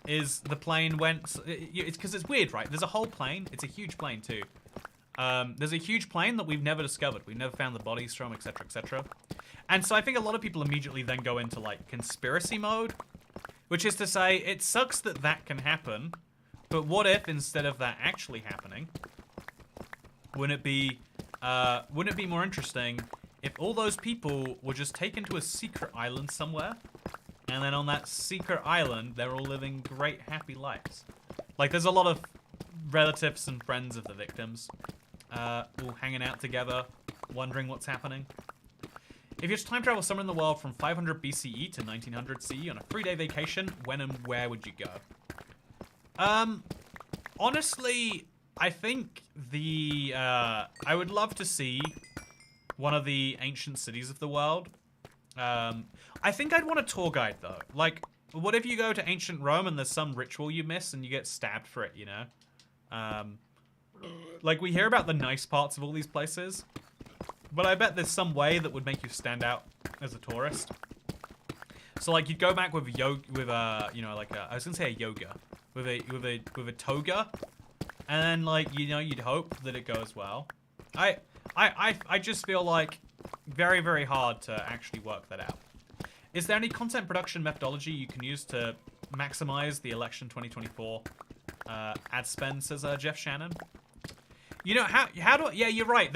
One of the biggest sources of revenue is, like, YouTube ads, because they're targeted during this time. How do I make videos that people are going to advertise for? So the answer to that is quite interesting. You might, maybe at least to you, maybe, but it's interesting to me. But the answer is that YouTube generally tailors ads to the audience and not to the... generally tailors ads to the audience, like the viewer rather than the video. Like, if you get ads for a pickup truck on this video, it's not because this stream is about pickup trucks. Love pickup trucks. They drive fast. I ride them to work. They take me everywhere. They go fast. They're very blue. I love them so much because they ain't you. Is that gonna get me the pickup truck money now? I sung a country song and everything. But the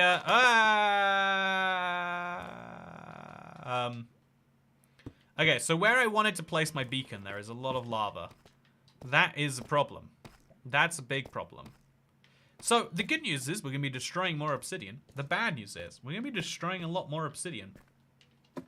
Pick up trucks on ice, says Toby Piggy123. Oh, I love the pickup trucks when they go... Sorry, I don't know why this is the voice you have to do for pickup trucks. I go Texan when we talk about pickup trucks, y'all. Okay, so we're going to destroy... I guess we'll lava this up. We'll water this up real quick. Just make sure it can't harm me or anyone I care about.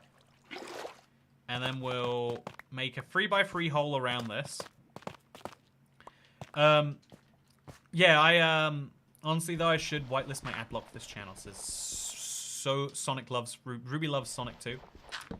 You know what? The best thing you can do to support a channel you love, usually is to, like, directly support in some way. If you ever feel the guilt in that way, like one, you know, purchase of a Valentine's Day card, or one, you know, like buying a Toycat plush or whatever else, like, makes a huge difference. Or even just like if you want to download the maps on the marketplace, you can play with the best survival challenge that I know that exists.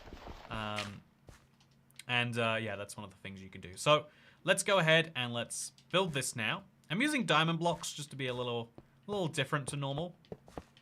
There we go. It looks wonderful.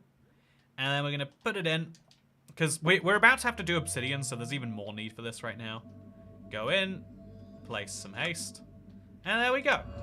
And now look at me, mining just a little bit faster. Wow, instant mining tough, it looks like. Oh yeah, look at this, chat. I'm gonna kill this pickaxe, but it's gonna be the best time while I do it. Okay, so I do think the biggest priority should probably be making this obsidian safe, so I don't accidentally get my... oh god, there's so much gravel. I think I want to make sure I don't accidentally get any lava. Or I don't want to get my diamond blocks into lava, is what I'm saying, because that would be bad. I like it when my diamond blocks are in existence and not in lava. The pickaxe is breaking the stream. Also, you should check out Roman Bronze military diplomas. These were issued documents. I think the interesting thing about that, though, is that, like, we use an old word for something that we have. We use a new word for something they had back then, but it's like, yeah, because every human need is at some point hardwired into us. And so at some point, every society has an equivalent. Maybe that's like me being too dismissive. But it's always like, you know, like, oh, did you know Roman people had wives too? Wow, that's crazy. Did you know? But they didn't even have Snapchat. So what's the point? I don't understand how the Romans would have wives, because how would they keep their wives up to date with what they were doing every day? And it's like, well, I mean, maybe this is me being an old man. You know, back in the day, we had everything. Yes, let's go all the way in here. Which of your survival challenge maps do you prefer? I'm a fan of Hexed. So, Hexed was the least popular of the maps. I still love Scorched just for the bare idea of, like, you're in a lava ocean, you have no other choices. There's something about it that is just inherently charming in a way that's, like, hard to describe. Okay, let's destroy all of this stuff while we got this pickaxe. I guess we need to really set up a chest to load it all into, because we are just pounding the space right here. Can't be old in your 20s, come back later. Yeah, I've kind of, I really do need to, like, fit as much as I can into the rest of my 20s. I am, like, very aware of, like, I have got X amount of time before it stops being I am a young person doing things and just I am a person doing things, you know? Okay, so here comes the redstone. Got far too much of it. There goes the iron. Put some flint in here. And then the grass block, I don't know what to do with that right now. So in there it goes. Is my inventory as empty as it can be? I could do better if I put the scaffolding back away. And then if I grab some new torches, because I apparently went through my entire stack. There we go. Let's do it. Okay, it's time, chat. It's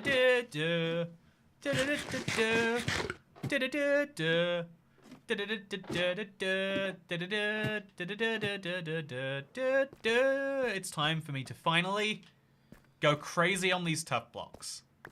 I didn't even know that Diamond Efficiency 5 and a single haste was enough to do this. But look at this instant mining. Oh, yeah. Oh, absolutely destroyed. I think being able to get a lot of progress done really quickly is an important part of motivation for me. Because seeing the amount of speed I'm making here is going to make me feel better when I'm having to slowly destroy obsidian again at the end of this. So I'm loving what we're seeing. Hope the song is not copyright. Also, should you make a fake sky too, says Zotal Acronym. It's a genuine question. Should I make a fake sky? And I kind of like the idea of doing it. I'd have to make a lot of concrete, blue concrete. But wouldn't it be so fun? Wouldn't it just be incredible to look at? The answer is, of course, yes. Hey, more diamonds! I've never actually found them in tough. Oh, no, I didn't mean to actually mine it. I don't want to mine the diamonds. I've got enough diamonds in my life. So, nice to find. But on the other hand, kind of already accounted for here. So, make a fake super flats as I wrote it. Too late. A few steps ahead of you on that one too. Okay, so let's just mine all of these up. Make a lovely pile of deep slate. It's fun that whenever you do a project like this, even though it's an inefficient way to find diamonds, no matter how inefficient your way of finding diamonds is, you will eventually find some diamonds. They need to introduce haste in another way, even if it's not a potion, like that pet add-on where they give you haste was good. I think it'd be beneficial. Yeah, I do agree with that. The more ways to get haste is a good idea, rather than just the beacon. Although you might argue you weaken the beacon by doing that. It's the eternal video game problem is if you make more fun ways to do things, eventually one of those ways becomes the dominant way, and everyone forgets about the old ways. A video I found really fascinating recently was one about RuneScape content that exists, but that no one actually uses.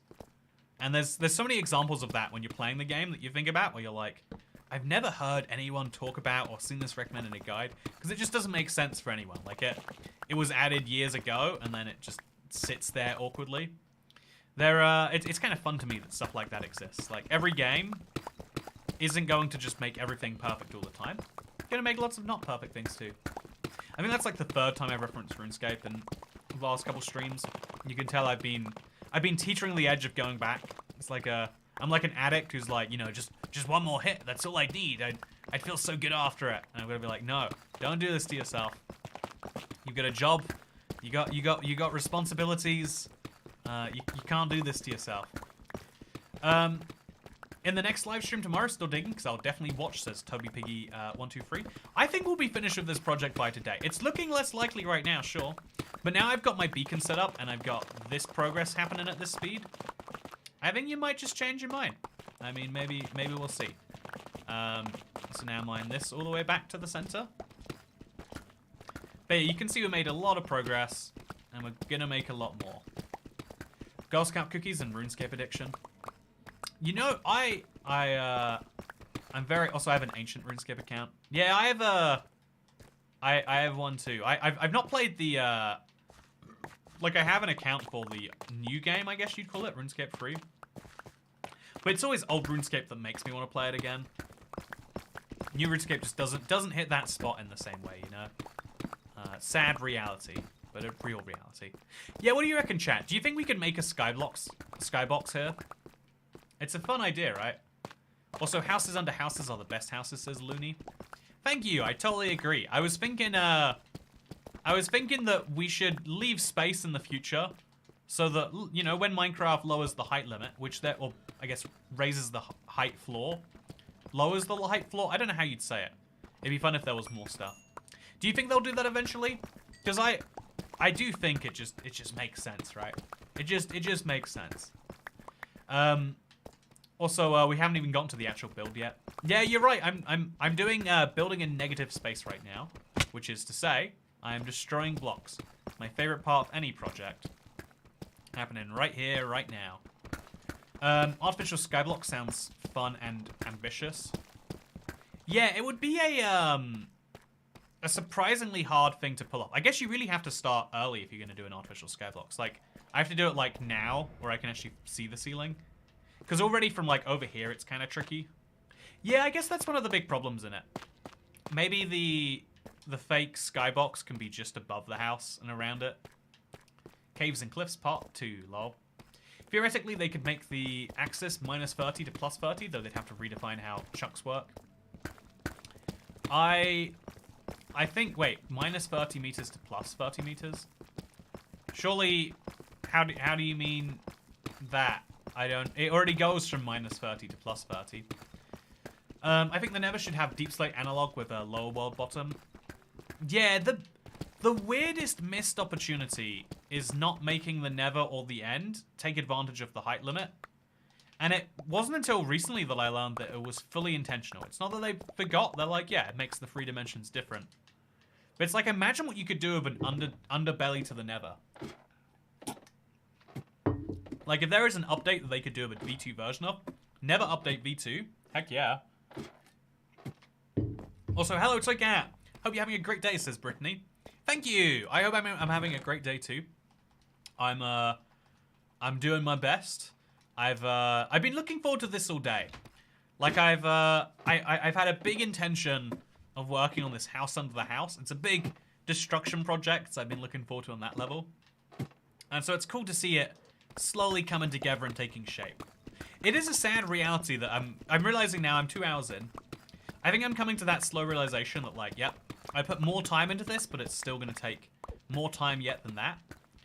But at the same time, a part of me is like, yeah, but it'll be fun, won't it? Also, I'm American, so minus 30 M is pretty much never means meters. In the UK, we use miles for road distances, but we still write MI rather than M. Because, you know, no one assumes that M just means miles. M is never short for miles. Also, a deeper, more dangerous Nether area sounds like so much fun. Yeah, right, I think the fact that there aren't caves in the Nether that you've got to go through is something that could do a bit of an update, because the Nether is already... I know, maybe they tried it and it doesn't work, but yeah, it's a fun idea. I once had a Minecraft survival world where I built a town at X Crossroads of 4 rivers at spawn and named it Crossville. I think these are the stories that really, like, stick with people, right? is when you're, like when you're making a Minecraft world and you get to have these moments of joy. There's something like they usually come from you creating a piece of lore.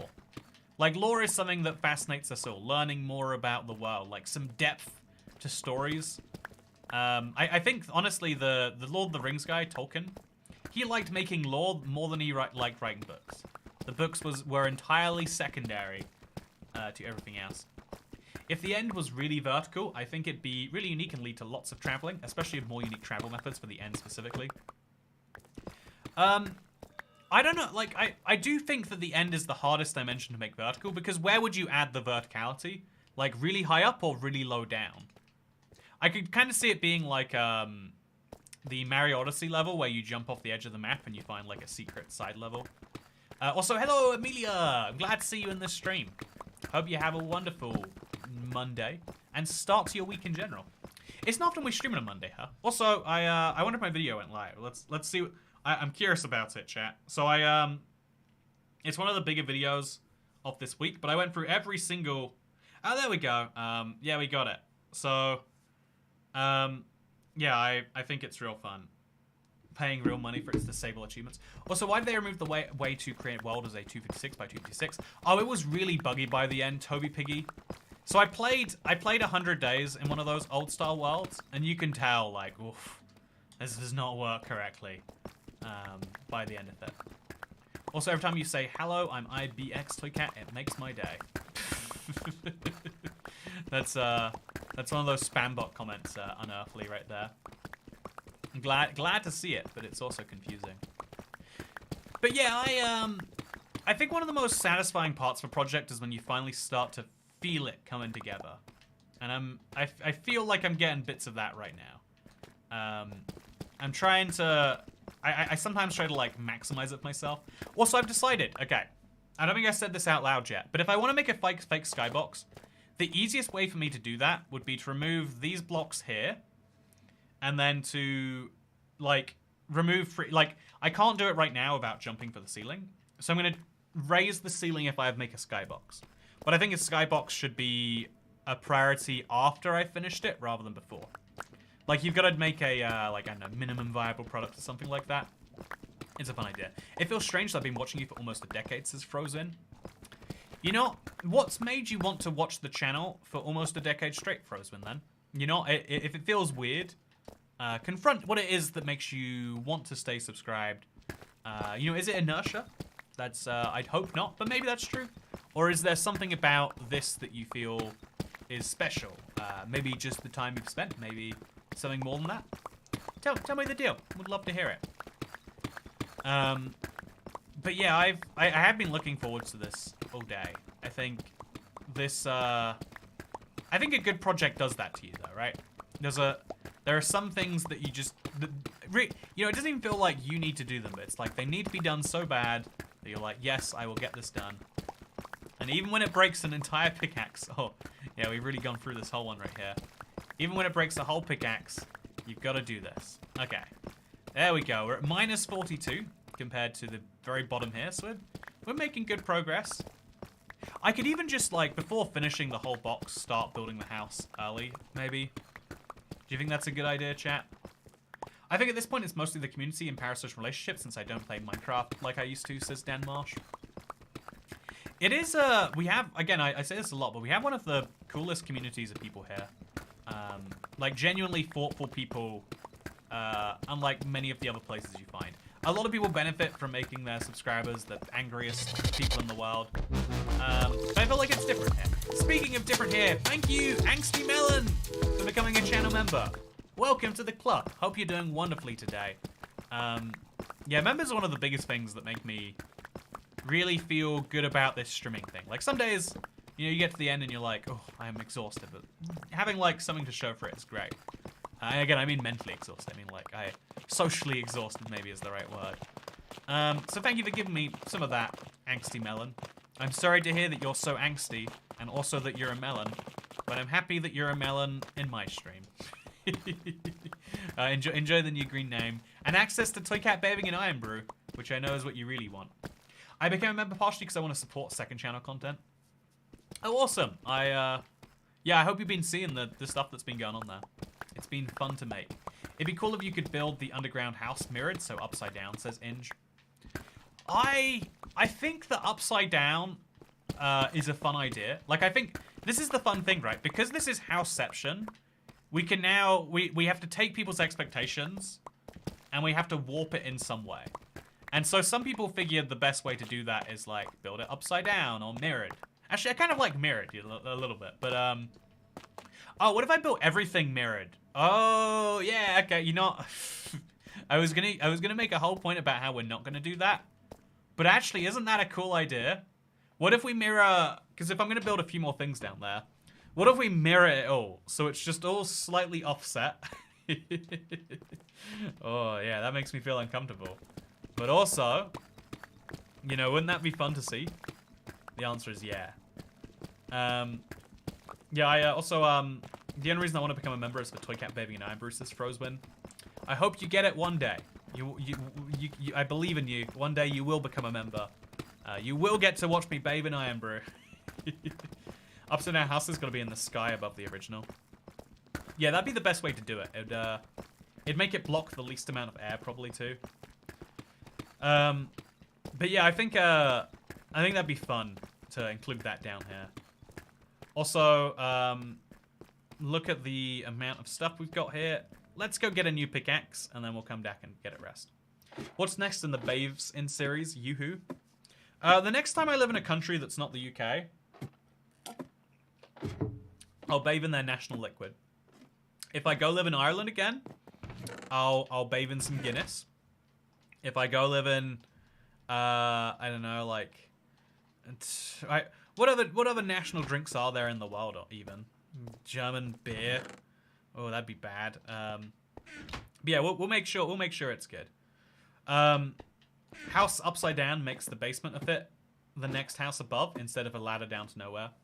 Oh yeah, you're right, David Simmons. It'd be a problem if you make the house, the ladder would be in the ceiling, so I wouldn't have all 4 versions of houses. Also, maple syrup for Canada. Oh man, a bar full of maple syrup would be a lot, but I bet it would feel so good, right? It would feel incredible. I'd love to bathe in jelly too. Wouldn't it be incredible to jump in a bathtub full of jelly? Like, you'd have to sit in it as it sets, I guess. Is there fast setting jelly? I think I'd enjoy that. Philippines doesn't have a national drink. I can't spot the waste of that much maple syrup, says Chantal. The Canadian in chat. I buy jelly bath. It'd be very expensive to bathe in maple syrup in the UK. I think even in Canada, like, it's cheaper in Canada. But it's not, like, impossibly cheap. You still got to spend a lot of money on it. So let's throw this in here. Let's replace my shovel with a new one. Oh, I guess we're gonna have to repair some shovels together at this rate. So we'll combine this one with this one. They've both got Silk Touch on, so it might be an expensive... Ooh. They've both got Silk Touch on. So... Oh, it's 35 either way. It's rare that happens. So not today. Instead, we'll take one of this. Oh, this has a... Wait, actually, I have a whole second shovel. This one's my fortune shovel. This is my Silk Touch shovel. Intriguing. I think I want silk... I think I want fortune on my shovel for a bit. So I can get enough flint to make fletching tables. Yeah, that's what we're going to have to do. Okay, so I just googled it. Looks interesting. Yeah, so you can actually bathe in jelly jar. Also, I do mean jelly as in jello, as you might call it in America, for the fletching table biome. Yeah, exactly. I still want to extend the fletching table biome. I want to make a real big point to anyone listening, Mojang included. We need a fletching table update. Look at all this. Look at all my flint. Do you see how much there is here? I'm gonna have to turn it into a lot of stuff. You know, actually, all those bamboo logs I have, I could make an insane number of fletching tables, probably. Maybe that'll be the next stream, but for now... Okay, so is this my... I didn't grab a new pickaxe, I just threw mine away. I'm really bad at this, but I'll get better. Make it. Yeah, I hate that online you have to say things in American English, says Ruby likes Sonic 2. The only times I hate it are if you talk about something that people genuinely just, like, the rest of the world has to understand America, and it sometimes feels like Americans make an active effort not to understand the world. That's the only time I think I get bothered by it. Which, it sounds like I'm pretty bothered when I say it like that. But yeah, like, okay, combine these together. Costs 3 levels. I think otherwise, like, no one's ever, like, that hugely bothered by the idea, right? I am slowly but surely running out of pickaxes to combine together. That's interesting to be able to say. I still remember when you switched over to the Let's Play on Bedrock Edition, says Frozen. Also, Miss Chantal, can we talk about the great Canadian maple syrup pies? Miss Shanted. Please tell me about the great Canadian maple syrup pies. I'd love to hear what it is. I'm not even a little bit embarrassed by how little I know about British Guyana. I hate to tell you, but British Guyana probably hasn't been the name for it in 50 years, but that's okay. You don't know about it. And it's weird to me though. Like, there'll be stuff like, I don't know, if Americans generally don't understand the idea of how other countries function without everyone owning a car. And it's like, you could do the bare minimum to work that out. I'm sure you can do some research. You can think about how people functioned before cars in your country, even, stuff like that. But yeah, I don't know. There's a lot of interesting, like, on the surface you want to be mad, but actually it's not. It's never from a place of meanness. You'll find it's never a place of actively trying not to. It just doesn't come up. The highest number of English speakers in the world are in India, but the highest number of English speakers who exist in communities on the internet are always going to be Americans. And so the most represented human experience is that from the United States.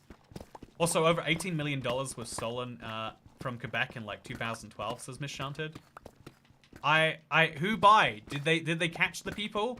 Can I buy some cheap, like, off-brand? Can I buy some stolen maple syrup? I know. I think it was the. It might have been the Canadian National Bank. They lost $1 million coin at some point, and I want so bad. I would buy. There are some stolen goods where it's like no one should be buying this, but there are some where it's like, man, I want one of those so bad. When do I get my opportunity to buy it? As an American currently living in the UK, trying my best to learn about other cultures. Where about in the UK are you living, General Delogu? I hope that you're having a good time here. I feel like it's surprising how many Americans like the UK. I think it's one of the most fascinating relationships between our countries. Ultimately, like coming from the same place but then going very different directions, such that many British people move to America and many Americans move to the UK. It's kind of fun to me. It was stolen because maple syrup sales are controlled to save for syrup droughts. People stole it to get around the laws prohibiting its sale. Oh, first of all, I love the phrase syrup drought. Like, that's a serious one that someone can say, straight faced and everything. No, I didn't see. But anyway, I've been to London, Ontario. That's probably pretty much the same. Good. You know what, Dan Marsh? Good job for going to Canada. It was really big news here. I thought it was a joke. Very serious. Yeah, the idea of a maple syrup drought is absolutely hilarious to imagine someone being concerned about. Like, oh, better watch out for the maple syrup drought. You never know when the maple trees will start producing less. I bet though that Canada exports like 1,200 times as much oil as maple syrup. In fact, we can fact check this. Okay, chat. Let me show you right here. Canada exports graph. Oh no, it's okay. It's this one right here. What did Canada export in 2014? It's probably a bad year. I don't know why 2014. Okay, chat. Here you go. So this is what Canada exported in 2014. Okay. Imagine that I'm in front of this though. Okay. Just imagine for a second. There we go. Oh, it's behind the game now. Okay, so if you look at this, you can see petroleum is 19%. Cars are 10%. Petroleum oil's refined. There's a lot of crude oil. Then there's gold, which is interesting, but that's something Canada makes a big thing about. And then if we look even further, I don't see maple syrup on here. Do you see it? Is it over here somewhere? Let's zoom in even more. Okay. So there's Wait, what is seats as a category? Are they selling chairs? Or is that like plain seats? Or they sell wheats and meslin, or rape or koza seeds. There's dried legumes. There's wood sawn chipped thickness exceeding 6 millimeters. That's 2% of Canadian exports. Who's buying sawdust? That's a very odd. And then also turbojets are at 1%. I don't even see maple syrup on here, surprisingly. I'm guessing it's one of those yellow squares, but I couldn't tell you which one. Which is interesting because it's definitely Canada's most famous export. It's literally on the flag. Now Toycat has a reason to come back to Canada, says Miss Chantal. Miss Shanted. So our other Canadian in chat is called Chantal. It just makes sense to me that the name would be the same thing. There are clearly lots of Chantals in Canada. Also, sawdust. Are they selling sawdust? Yeah, I think 2% of Canadian exports is sawdust. The entire chart is syrup. These are different names. If you think about it, oil is just maple syrup that cars run on. Like, if I was a car, I would crave maple syrup. But since, you know, maple syrup doesn't explode when you heat it to high temperatures, I guess I would accept oil. It's probably got a similar consistency, right?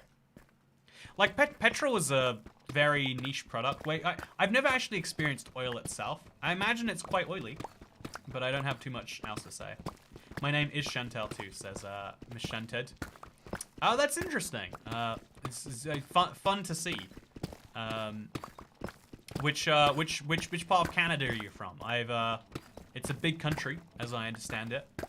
I went to France last week for a second channel video, and everyone was so rude to me there. I kind of understand, like, I know that's like the French cultures being rude to foreigners or whatever. But you know, I make an honest effort to understand and appreciate. But there was one really nice person, like one of the nicest people I've met in a long time, and it turned out they were Canadian, which I thought was fun. It was a very odd thing. I never asked how they ended up in France. You know, definitely should have just been like, you know what? You ended up here. You could have moved anywhere in the world, and you moved to the land of Maybe she just liked croissants. Let's overthrow the oil industry, says Fred Derp.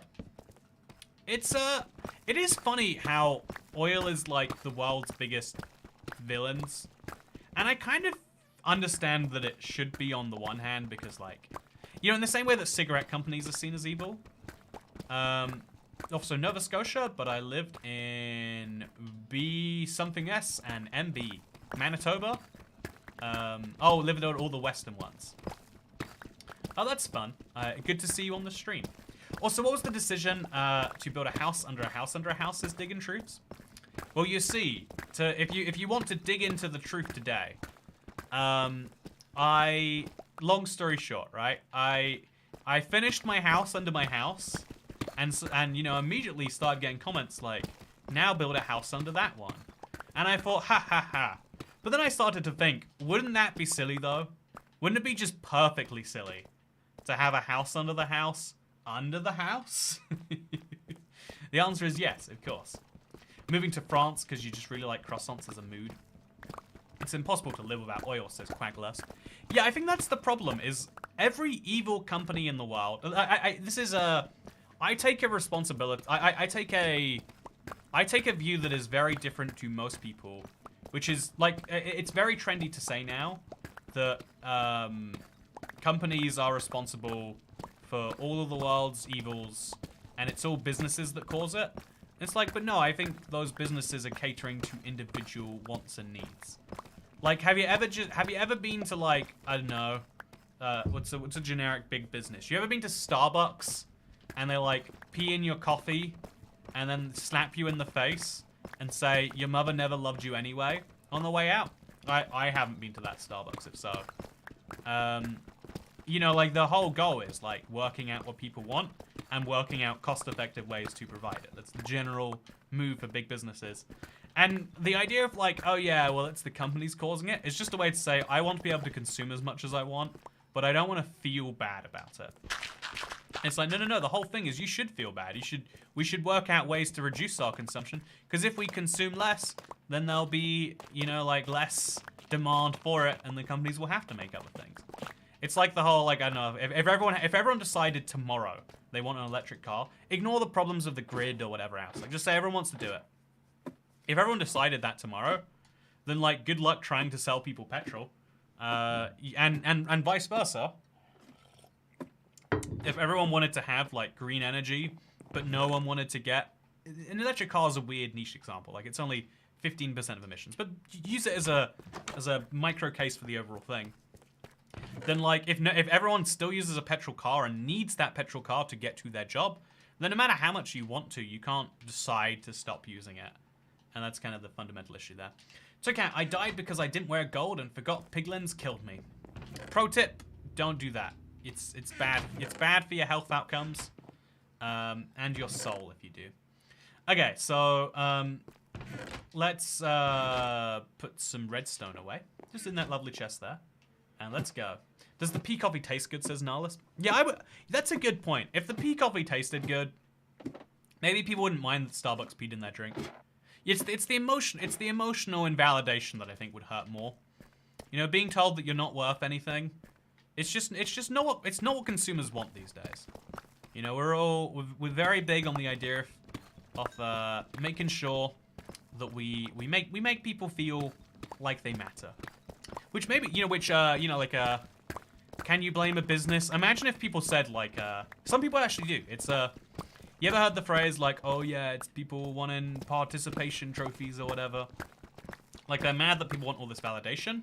And it's like, oh yeah, well, I don't blame the people giving them the validation. You can say, well, why do people want so much of it? In the same way that you can't act like all of the oil in the world is just some company being like, yes, I will destroy the planet for evil. You know, like, you only make money if someone wants to buy something. You can't sell something people don't want to buy. Is a reality of the world. I really like carrot cake. To answer Kerry Yang's question, I will buy carrot cake all the time, every time.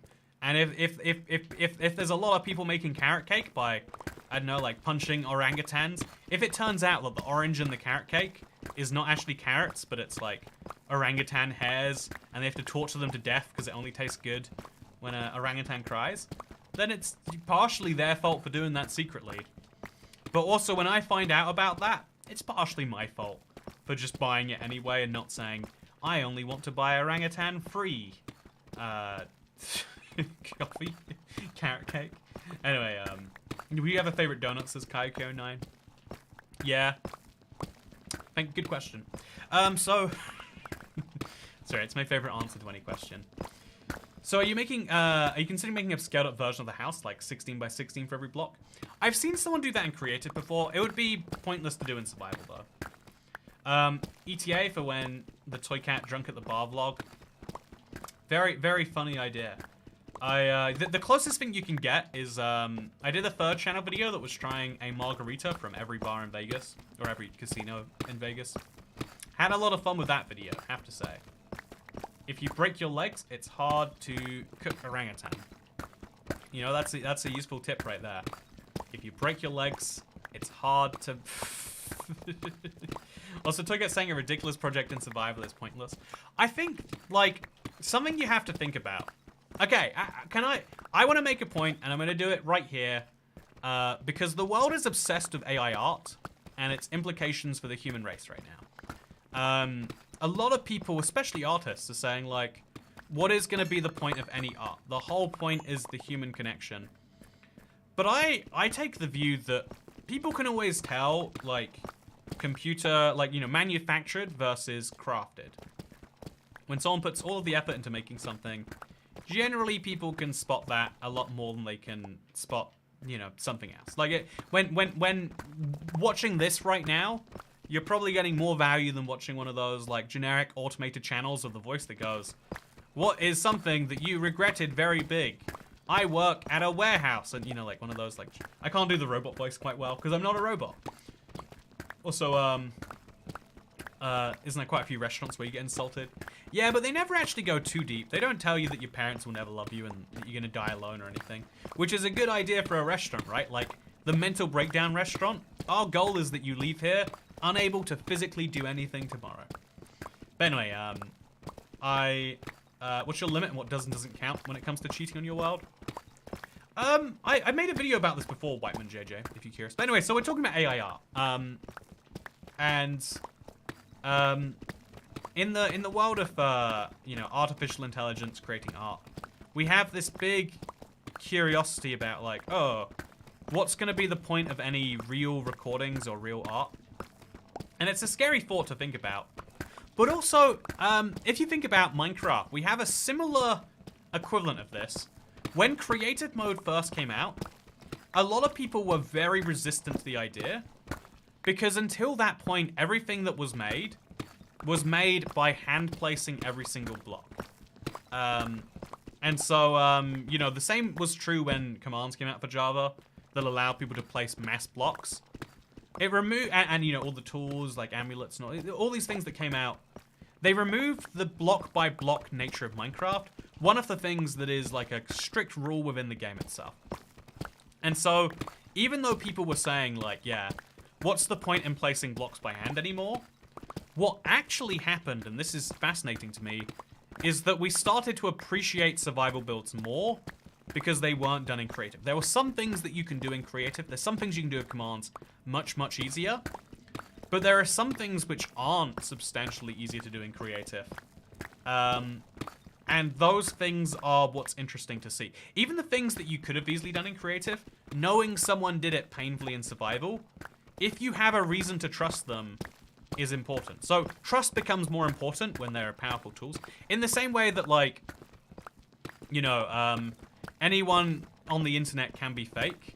You could be speaking right now, like a Time Warper 41. Sorry to pick on you as an example. I believe you're probably real, but we have no evidence he's real. It's not. We haven't seen you in many streams, for example. Whereas Polly E is slightly more likely to be real. She comes to streams fairly often. She's a police person, or in the police more generally. You know, there's a backstory. There's systems of trust there, which makes it more important and more likely. I am fake, says Xavier. Yeah, it's real. You're not chat. Type in chat if you're not real right now. But yes, it's the systems of trust become more important when fake things become prevalent. And so instead of trusting things by virtue of like, well, I can see it, therefore it's real, you trust things by, I have seen this being made, in the case of Minecraft, etc., etc., etc. Also, wait, we're not meant to be real. Yeah, fun fact. Sorry to share that with you. We should have a chat vote. Collectively work out if you're real. That's a fun idea. Okay, I think we should destroy the area where the house is gonna go. And then we could do some building in the midst of all this destruction, maybe. Or maybe that's a bad idea. I'm honestly destroying this in a pretty confusing way. I'll be the first one to admit.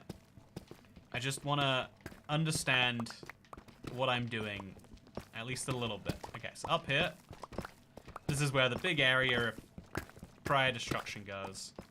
And so we'll just destroy this down to there so it looks a little more consistent.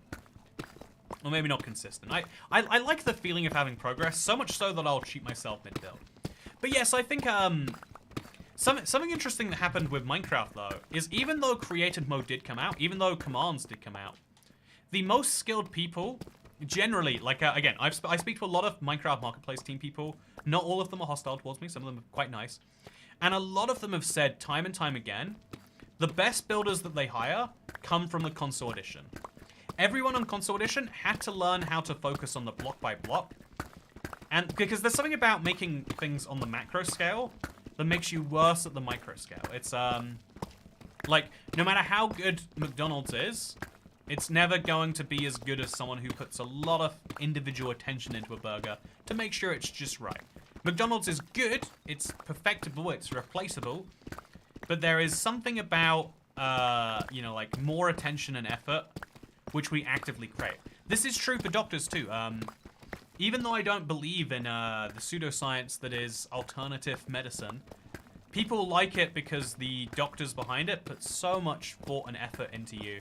Like, the money goes not on the actual healing, but on the, you know, the personalization of it all. Something which is important to us. We are all unique individual human beings. We like it when people treat us like that. Also, I did wonder if I was real. Yeah, validation. Sorry, I said probably real. Just to be clear there, Polly E. It's a possibility you're not real. Or that you're a police officer here, working out my next big crime I've committed.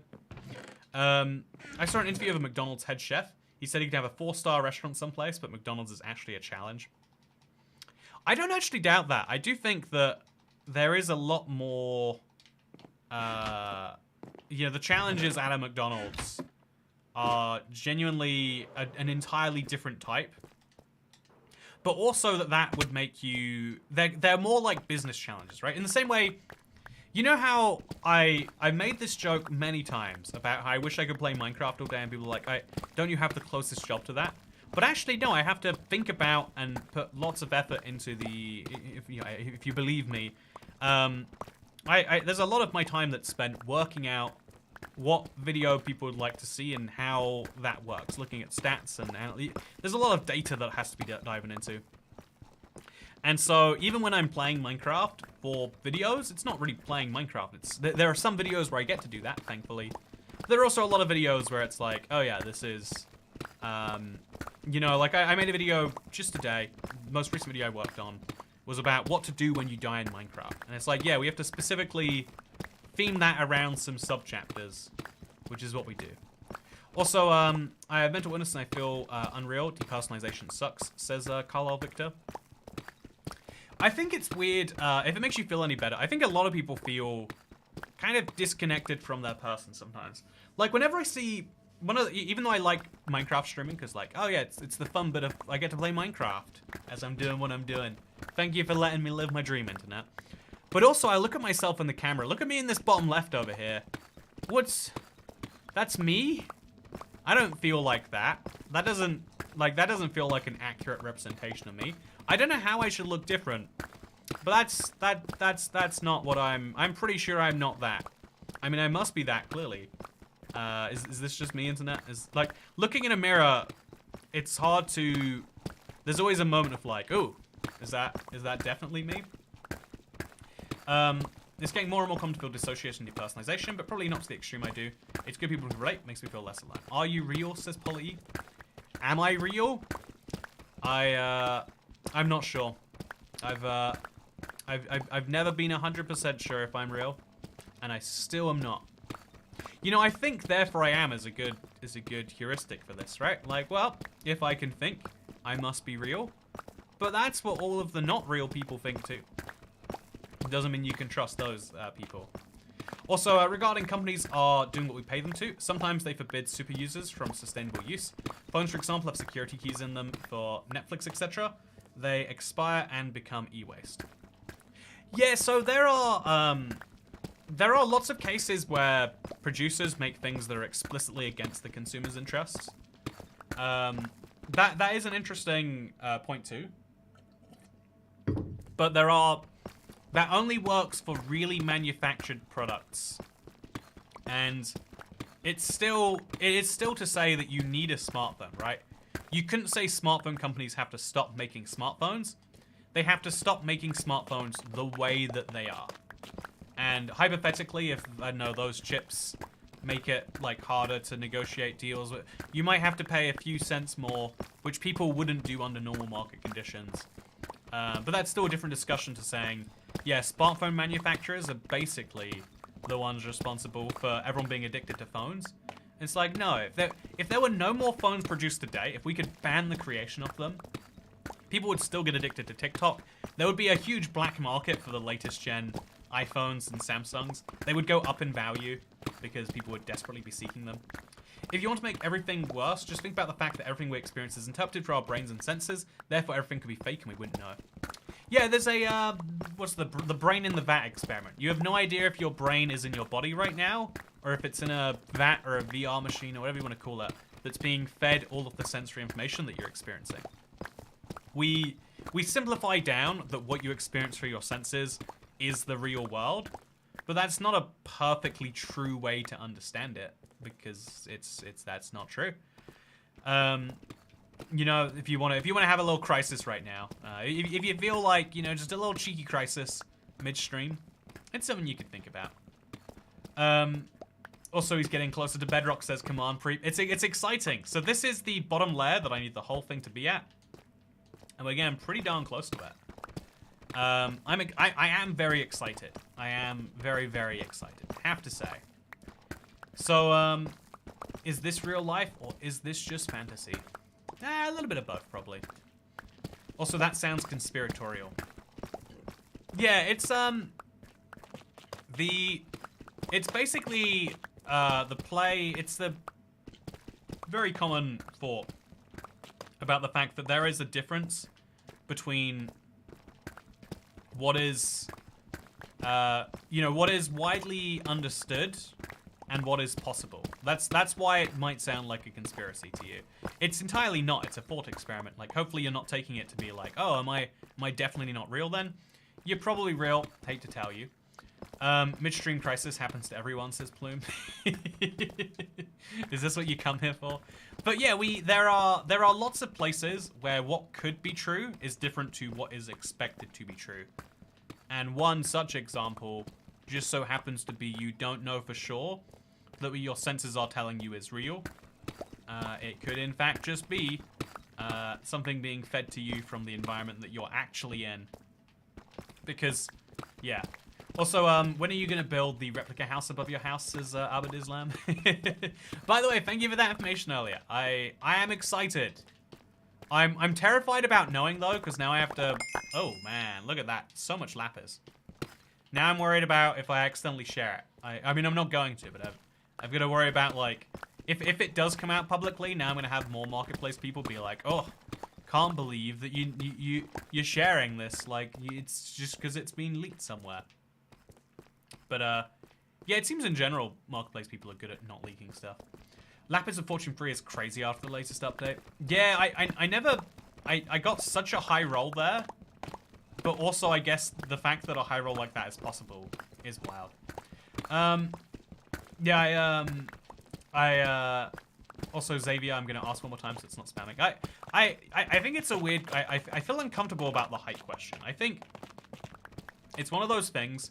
It's like, I don't know, like, I'm not, like, especially large in the real world, but I feel uncomfortable with the idea that, like, oh, yeah, you know, like, what, if you saw me, there's a version of me that you're picturing, and I don't like the idea of messing with that version.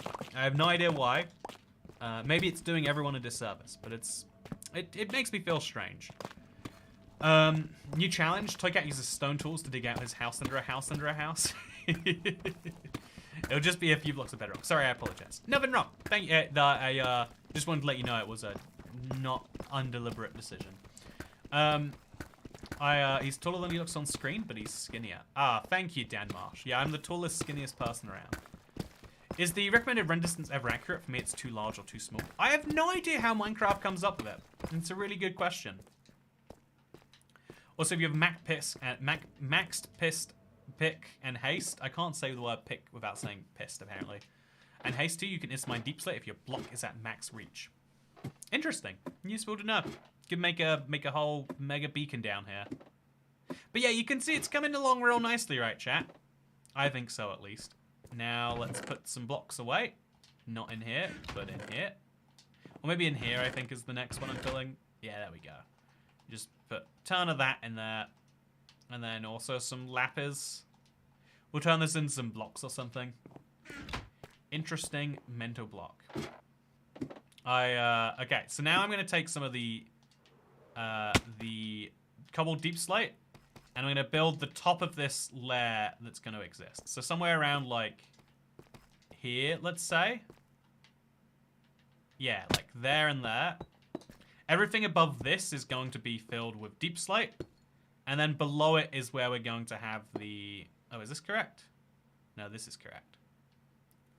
Yeah, everything below this point is... Oh, my stomach is, like, burning itself right now. Okay, there we go. Let's place along. And let's place along here. There we go. Now we'll fill this entire gap in. With cobbled deep slate. And we'll leave just that little viewing window over there. I think that is the way to do it. So, good use for the deep slate. Oh no, my ally! Honestly, allies are so dumb. Why do they continuously find ways to burn themselves? Are they just stupid?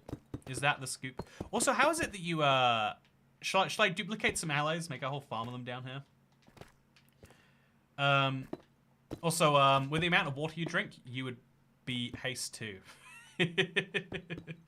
Wait, I don't even understand it, but I appreciate the compliment. I do drink a lot of water sometimes. It is true. I guess oftentimes. Okay, so this is coming together nicely. I like when you get a project where you can use some of the resources from one part to work on another part. And this is quite nice, huh? It's a perfect copy of the first basement, but then it has a fun little secret once you get down below it. Okay, so now this has equalized out most of the cave, besides the blocks I'm standing on. I guess I'll just place one there, and then later destroy it, like so. Yeah. And so now all that's missing is the tinted glass, which will be fun by itself. Now back to destruction mode. Okay, so this bottom layer I think we want to get all the way down to bedrock, just so we've got a bigger set of blocks down here and we can start to envision the space. I think that's important. So I recommend ibxtoycat, or the Prilosec I recommend to take repeatedly at this point. Oh, I saw Prilosec in a pharmacy today. I recognize the words, but I have no idea what it is. I'll Google it. I'll see what it is. It might be fun. Okay, Prilosec. Oh, I tried to type in a. You know, I'll Google it. Okay, so internet. Thank you for watching my newest video. It's a 4 out of 10. Oh, it's a 3 out of 10. Wow, YouTube's in love with that.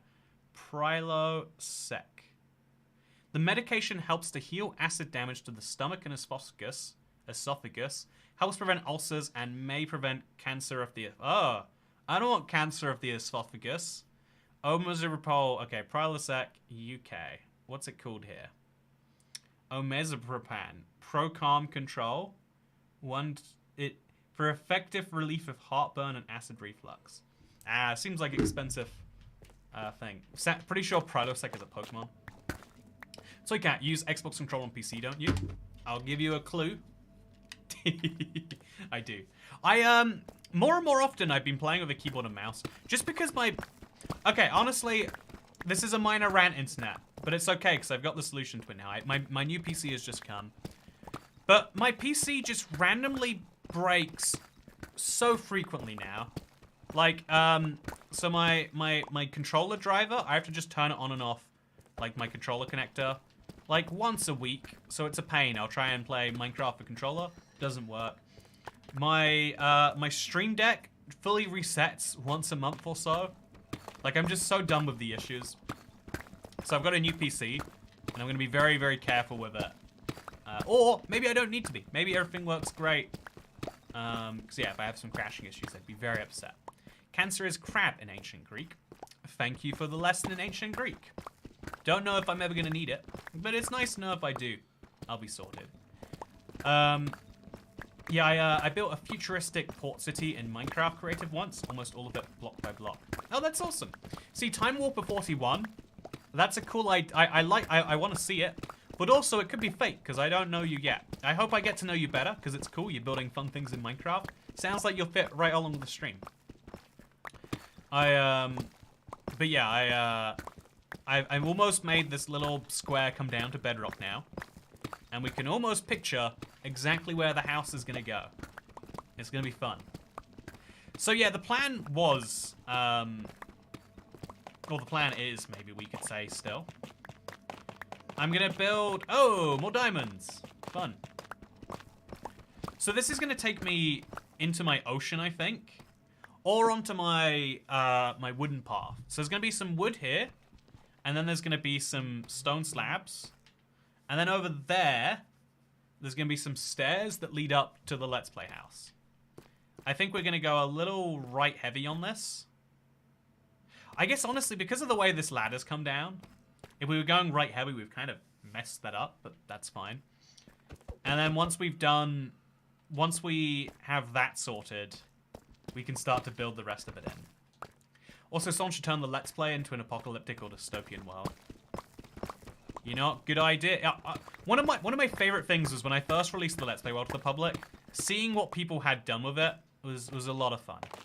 I enjoyed it a lot. I think it might be fun to do a realm review for, like, specifically people's, like, it might be fun to specifically check out people playing around with add-ons. Actually, yeah, that's a good question. Well, since it's, like, fresh and new in everyone's mind, what add-ons does everyone like the most? I think would be most interesting to stream. Also, tough diamonds. You know, as much as I love the idea of a pun there, Toby Piggy, I feel like tough diamonds doesn't work. But I'll roll with it. It works for today. Also, I wonder if people who started playing Minecraft once Neverite existed still get excited as we do when we find diamonds. Oh, I get excited for ancient debris still. Like, I get a little bit of... I feel less excited for mining diamonds. I think it might be the other way around, controversially, Dan Marsh, that if you play Minecraft now, I bet you'd get excited for diamonds because they're the classic. Like, they're still really valuable for the first, like, 20 hours of Minecraft world. You know, until you have 50 diamonds, every diamond matters quite good. Whereas I reckon it's like longer term players who get more excited by the Neverite, you know, the ancient debris. Because if objectively, if you look at Minecraft and you hear Neverite's the best, I think you'd look at it and go, do I really need to upgrade past diamond? I think it's fair to say. Okay, so I'm going to have on the left here a bunch of water. So this does need to be destroyed. But on the right here, I'm only going to destroy this down to a level which is 7 above the layer above bedrock. Yeah, this is going to be my base layer, which I'm later going to destroy and place things on. So this is going to go 7 blocks up to my house. So here is all the way up to 51. And then this is going to be the layer of destruction for the rest of that. And this is going to be where I build the house. If I want to do my evil inverted version of everything, that's the way to do it. Okay, sounds good. It sounds like a lot of fun. I made it a goal to get all the trims and put them on armor stands, so diamonds are always useful, says Nicholas Garrett. Oh, yeah, when I saw, in Realm Review Live, the one that I did most recently, when I saw that person with all the armor stands, I just thought, oh, yeah, that is something, huh? That's a goal for me to have, if I've ever seen one. Would you ever aim for a Neverite beacon? It's a project of mine, so I can play Minecraft when I don't know what to do, so I can just mine in the Nether. I think my version of that would always be mining the diamonds for the trims.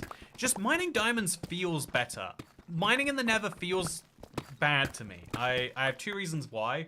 One is you go through way more chunks, so it adds to your world size. And the other is that you feel like you're actually making progress when you mine in Minecraft. I wouldn't be able to explain fully why, I'll admit that right now. I don't know what the difference really is here, but there definitely is one. There definitely is a difference between mining... Okay, so 51, right? That's the... Yeah, this is the layer from which all the things will be mined. You feel like you're making a difference. Like right now, where as I'm mining this cave out, I feel like I'm genuinely changing my world in this huge, important way. And it just doesn't feel the same elsewhere. Now, I get it. Mining in the Nether feels useless, except the quartz heals tools. Yeah, that is a nice benefit. I mean, but you still find resources to... I guess you have to go back to the overworld to... Or you gotta smelt your tools. Or smelt your gold and your iron to make value out of it. Whereas Nether quartz is just, like, powerful by itself. That is a big difference. Okay, so... Yeah, this whole area here is also going to be equally high. And I want to at least place the first brick of the house today, Internet. And that's my goal. I want there to be a brick placed. I'm realizing how big this project is as I'm doing it. But I think it's still worth doing. And so we're going to make sure we get it done. We're almost 3 hours in, but we need more time for the project. That's fine. I'm willing to play a bit more Minecraft. Get a sheep farm and you're good. Otherwise, you'll need a gunpowder farm. A little sheep farm. Maybe I should put a sheep farm down here for the walls. No, actually, I want to build a sheep farm in my end. That's one of my projects I wanted to do forever. I'm gonna have to write these down somewhere.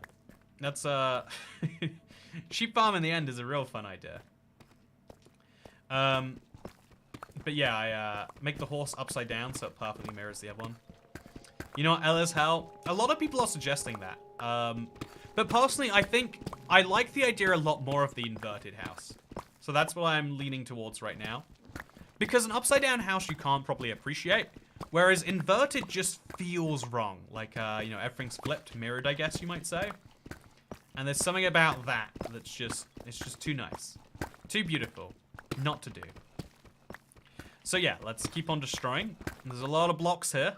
And I need there to not be lots of blocks here. And let's see if we can't get our first creation done. So yeah, we got to imagine that this is going to go into the water. Or this is going to go onto the pathway. There's going to be water back here. Well, there's going to be water on the side on the left here. And then there's going to be at the end of the pathway, the tunnel goes... this goes left. And then the staircase goes right here. So if these blocks are... Well, these blocks can be part of the path. That means the stairs are going to start here. And then kind of climb upwards like that. To pick an arbitrary point, I think here makes a bit of sense. So we'll remove this block because it's going to be the first part of the stairs. And then so on and so forth.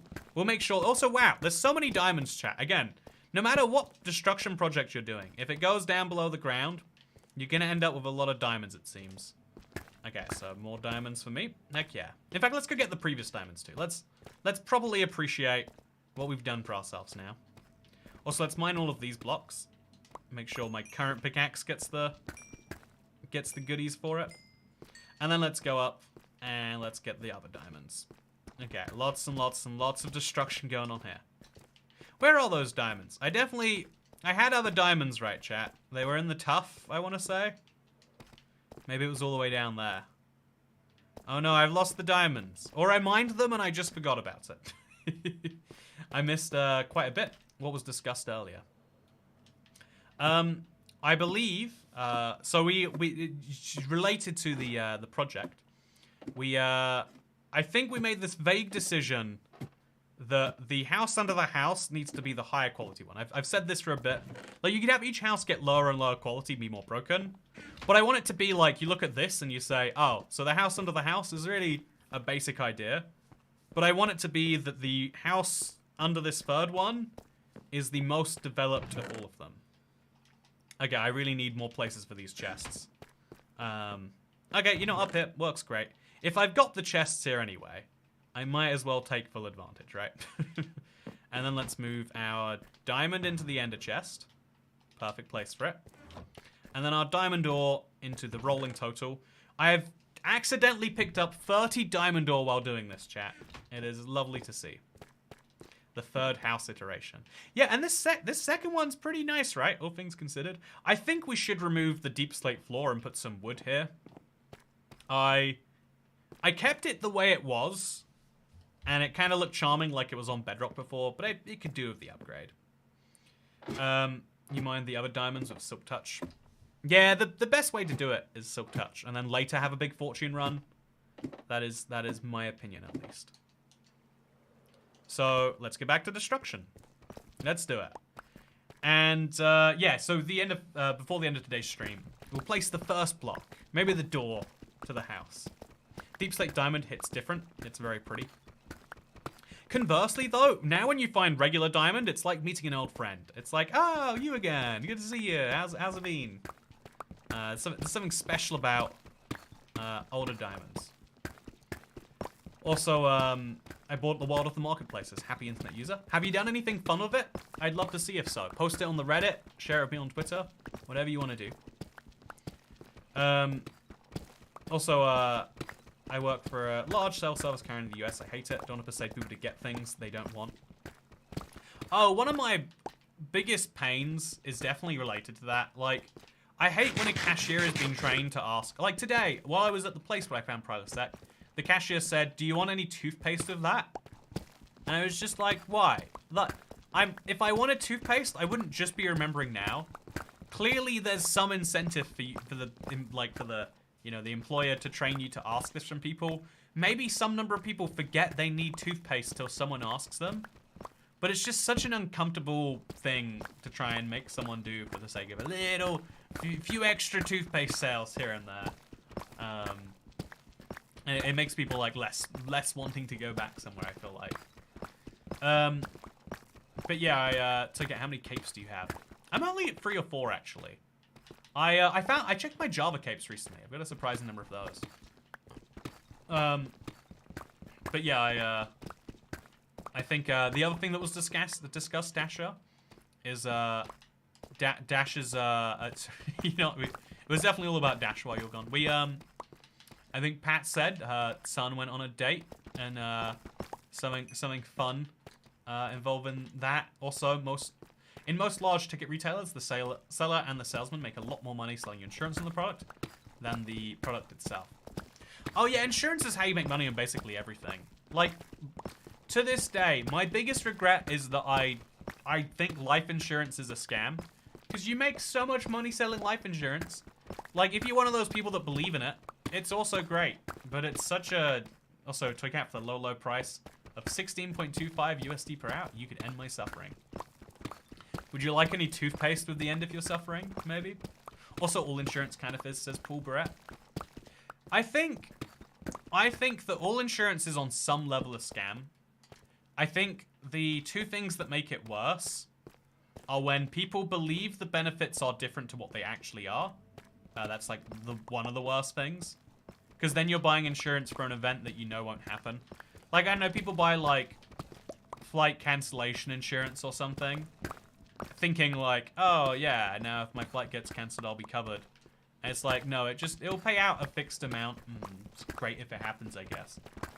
And the other one that I think is like crazy is if you buy medical insurance in the United States, like no one actually knows what they're covered for until they need it. I saw some doctor complaining about how they bought like a high deductible policy plan and then they needed to use the high deductible. And they're like, well, why isn't it free? I pay for insurance. And it's like, well, it sucks that someone missold you insurance if you don't understand that, right? And the other thing that makes it suck is when it's like legally required for you to buy it. I think that was temporarily true in the US. But like the idea of like, I don't know, car insurance. I get why we don't trust people to have it, but there's nothing else in life that to do. It's like, yeah, you can't just do this thing freely. What if you were to hurt someone else? Like, why don't we all need like personal accident insurance in case we injure someone else? At any day now, you might just trip someone up and they die, and it's anyway. The idea of insurance feels messy to me. I don't have a well put together rant here, but it's effectively gambling on something bad happening. You are making a bet that something bad will happen to you, and you'll make some money. And I think that's really, really bizarre. You'll know you want to hire me. My mum thinks I'm funny. I'll even buy your toothpaste. Okay, that's exciting, Shelby. I'm in. I'll hire you right now. Okay, in we go. We are here now. I think I'm gonna go downstairs. I'm gonna go check what we actually need, and I'm gonna start placing the first blocks, chat. You're better than all the hardcore YouTubers, says Happy Internet User. It would be interesting if I were to join the hardcore YouTubers. I mean, it's a shame I can't because I'm on Bedrock, though. It'd be nice if that would change one day. So let's go upstairs. Okay, there we go. Is protection money against fate or karma? I think that's a way to maybe put it if you want. That's a fun way to describe what's happening there. Okay, so now I'm going to go check my main house to see what's happening up there. That's okay. I'm glad you like the joke so much. That's good. No, I would love to play some hardcore. I feel like everyone's had this fort at least a few times. Okay, so I'm gonna go to sleep because it's raining, and I'm gonna look at it in the day. And we're gonna try and imagine the perfect point for the block to be on. Yeah, so right now my staircase actually goes... Okay, so the staircase is slightly left offset, which means if we were to flip it, it'd be right offset. So maybe the spawn point shouldn't be on the pathway, It could be over back here, maybe. And then you'd see it at the top of that. Or we could conversely... it's kind of confusing to imagine this in reverse, actually. But yeah, I think being on this pathway... Or maybe next to it makes the most sense. Being like 3 blocks off to the left means that now everything is going to be to the right. No, I don't understand how to flip this at all. So right now it goes heavily left, which means it goes heavily right, which means I should be here. Yes. This is the block I'm going to place everything around. I'm going to move this torch, and it's going to represent where things start. Right here. So I'm at 75 right now, and the house starts at 95. I think the total space of the thing is like 27 blocks. So I actually need to move this the tiniest bit forwards from here even. So like 79 maybe? 80, let's just say. So you'll come down and you'll be here. And then the water will be to the right. No, it kind of has to be back here to actually see the whole house, right? If you want to see the whole house, that is. I guess you'd see it on the way down. Like, even if you're here, you'd see it on the way down, then you'd come and you'd see the staircase, and it'd be interesting. So maybe that's a... Yeah, no, but maybe then we should be over here. It's the same level, but 1 block to the left, and then everything will just feel kind of right. Okay, yeah, that's what we're going to do. So now this is 1, 2, 3, 4, 5, 6, and then 4 blocks that way, and then it just kind of goes up 7 sets of stairs. Just confirm it is 7. Stair 3, 4, 5. Yeah, it's 7 sets of stairs, and it's 6 by 4. It's kind of weird when I say it's 6 by 4. I don't know why it is like that, but it is, and we don't question it. And then we'll grab some grass blocks to go at the top of those stairs. We're gonna need a lot of wood for a lot of staircases. So we'll just commit to that right now. All of this will become stairs. 84 stairs, I'll probably need more than that.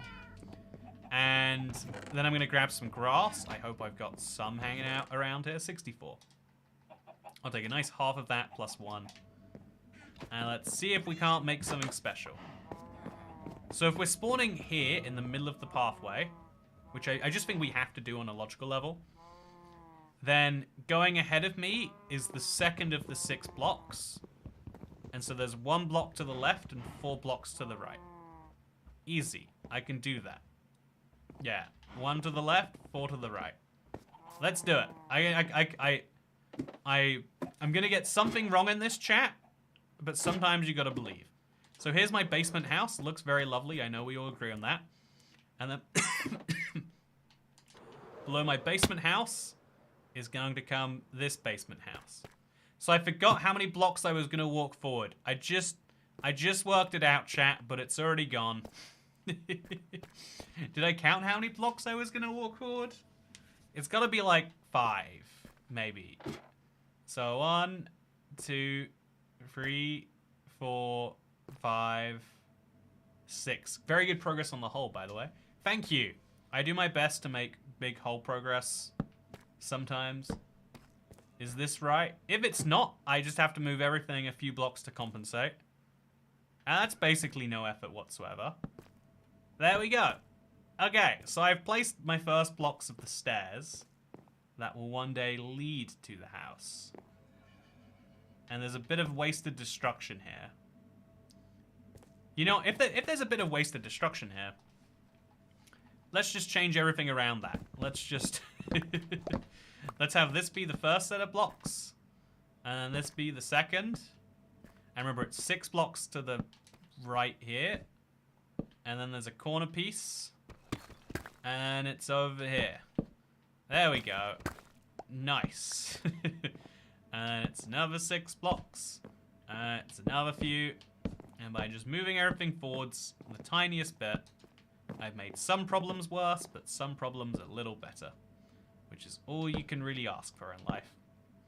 So then this is 7 stairs going upwards. So 1, 2, 3, 4, 5, 6, 7. So this is the top of the staircase up here. What do you reckon, chat? Is it starting to feel like the Let's Play house down here?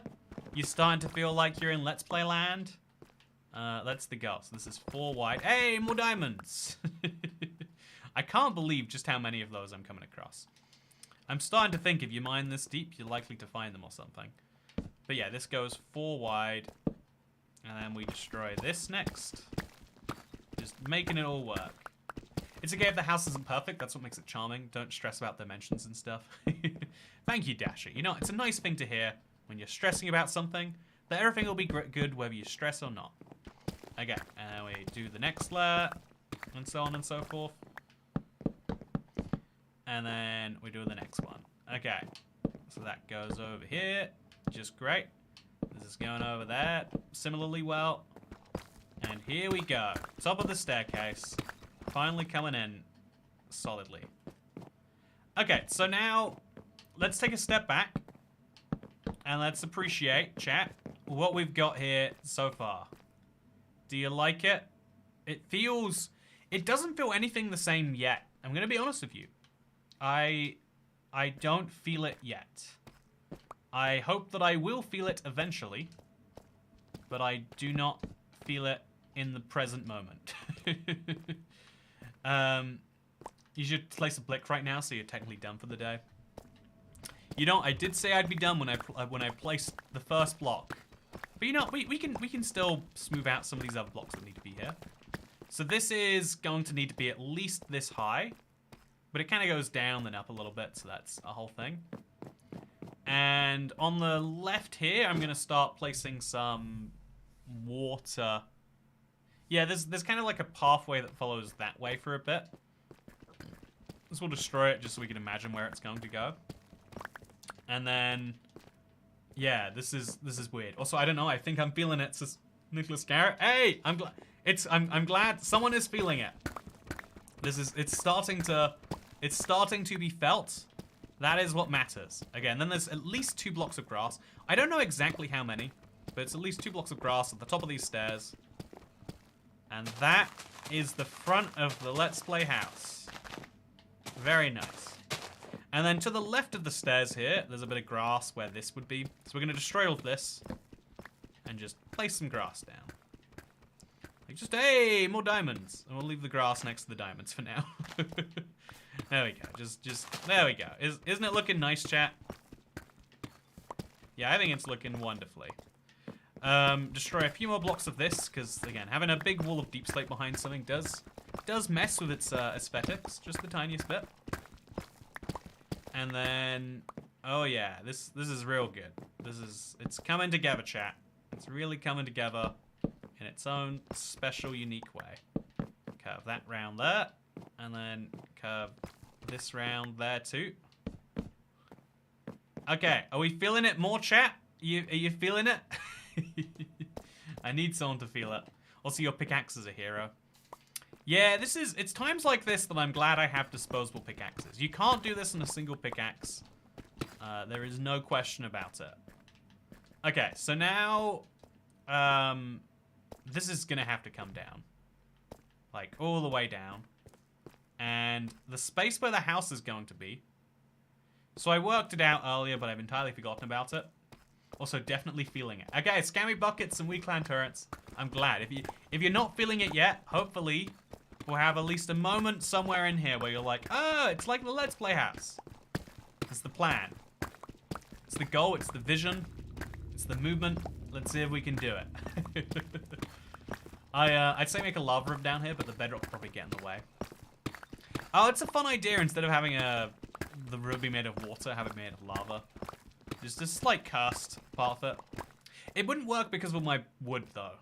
It's the big downside. I could use netherwood, but then I'd have to really alter the designs quite a bit. Okay, so where this big block of deep slate is, that's where my house is about to be. So I'm gonna really destroy some of this here. A group of shulkers is a mess, says complicated forts. Also contemplated, not complicated. I guess if you're contemplating a fort, it's probably complicated. There aren't many forts that we contemplate that aren't complicated in some way. I mean, I guess actually, there's a lot of very basic decisions you have to contemplate. they're complicated decisions because we make them that way. Like, you know, what to eat for dinner is a very simple question, but sometimes the answer just will not come. And so maybe that's a big part of it. Also, is there a special collective noun for toy cats? There should be. Let's make one right now. The collective noun for toy cat subscribers is toy kittens, though. Just so you know, everyone should be made aware of this.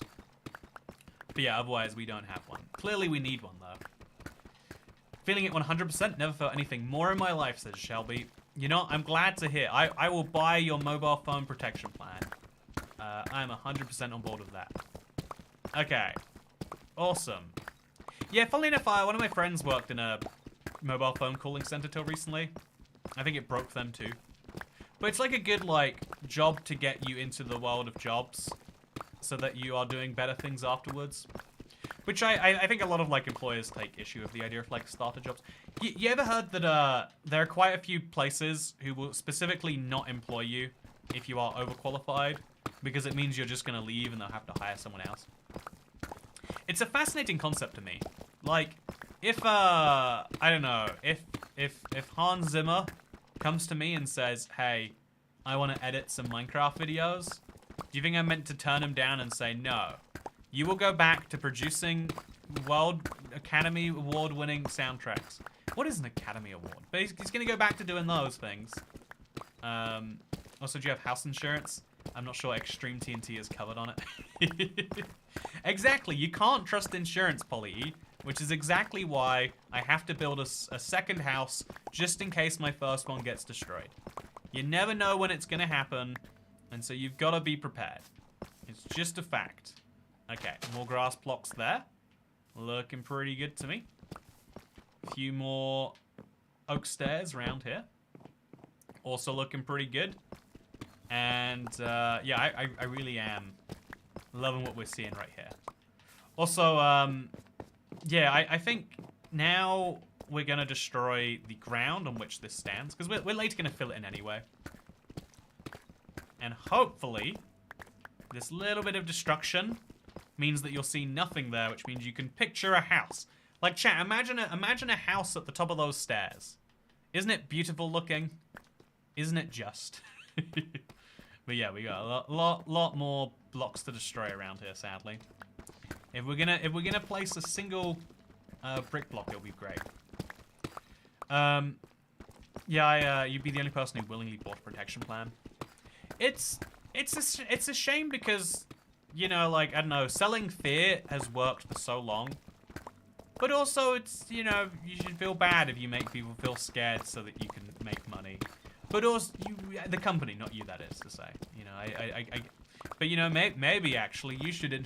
Just kidding. But yeah, I guess. Do you have insurance if Mojang adds the woodcutter to the game after making 4 roofs of stairs? Why would I have to? Oh, right, ibxtoycat. That would be an absolute disaster for me. I would go into a stupor, a big slumber, from which I would never awake. I would feel so bad about it.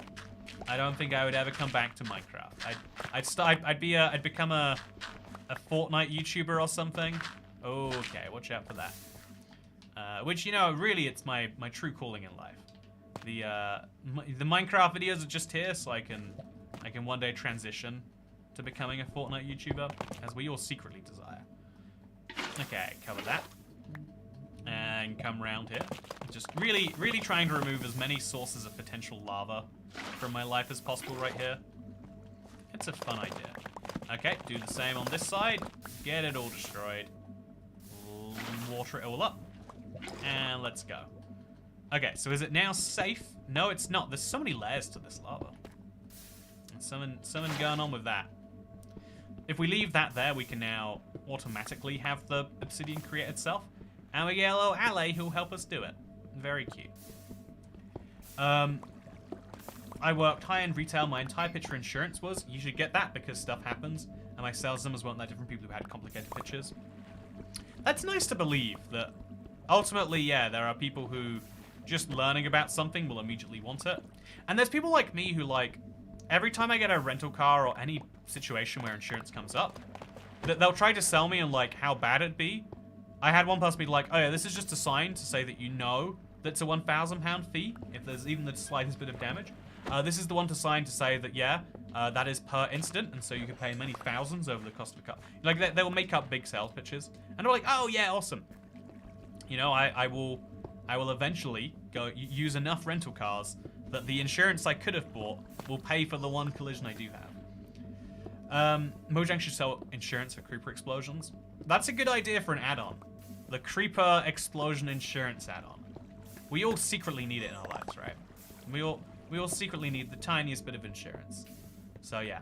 Also, I've yet to efficiently use any allies. I just don't use them for anything. Yeah, I should probably work out a good use for these ones. I definitely am not using them to the best of their potential right now. Okay, I picked up some obsidian. I'm gonna hopefully pick up the rest of the obsidian soon. But for now, this'll do. And yeah, so as I'm looking at this right now, I'm seeing a lot of room for improvement. I'm seeing a lot of room where this could do big stretch of work. And so, you know, let's put some of that in right now. First of all, this jaggedy corner right here, it looks a bit too jagged. Let's fix. Oh, is looking too jagged a thing? Is that an acceptable set of words? Like, does it pass that? You know, is that something that an AI generator would say, or is that something a human would say? It's a question I don't know the answer to. But I'm gonna destroy all the blocks around here, and then we're gonna go up and we're gonna see it. Just got an ad for an ambulance chasing firm. I blame the insurance talk. Oh wait, you know, okay. It doesn't work this way. Like I said, the ad is targeted to the user, not to the content. But just in case, let's talk about things that are really successful advertising. Gambling is really good, and so is life insurance. I buy life insurance multiple times a day. When I'm not enjoying my Let's Play house, I'm buying life insurance. When I get home from a long day at work, the only thing that makes me feel better is a few pieces of life insurance and a pickup truck with all of the options enabled. And also a phone protection plan. There we go. I'll let you know how much money rolls in after the stream now, chat. Looking forward to it personally. Any words together okay if there are no words to make up a word? It doesn't make any sense, Carl Victor, but I'm glad you get it. Your user interest is determined by the content they watch. I think it's more broad than that even. It's based on their demographics too. Like, no matter how much life insurance content actually, I guess an old person. You know, like, the older you are, the less life insurance makes from you because you're going to die. It's not actually true that they can still make a lot of money from you, but it's the people that they want to sell life insurance to are young people. That's the actual target demographic. Anyway, the Geico, your age makes a big difference. When you're about 18 to about 30, you're gonna find a brand for the first time and you're gonna stay loyal to it forever. The shampoo that you bought when you were, you know, 20, the first adult shampoo you decided to buy on your own, right? Is the shampoo you're gonna keep using until there's a really compelling reason to do otherwise. And, you know, secret here is there probably won't be a compelling reason to use another shampoo. How many compelling reasons were there to use the first one? You looked at the shelf, you picked the best value one that maybe had some features you like. Oh, it's got Sleep Protect. I would like some Sleep Protect in my shampoo. And now you're sticking with it for life. It works for you, and if you change to another shampoo, it might stop working for you. And those are the most important details.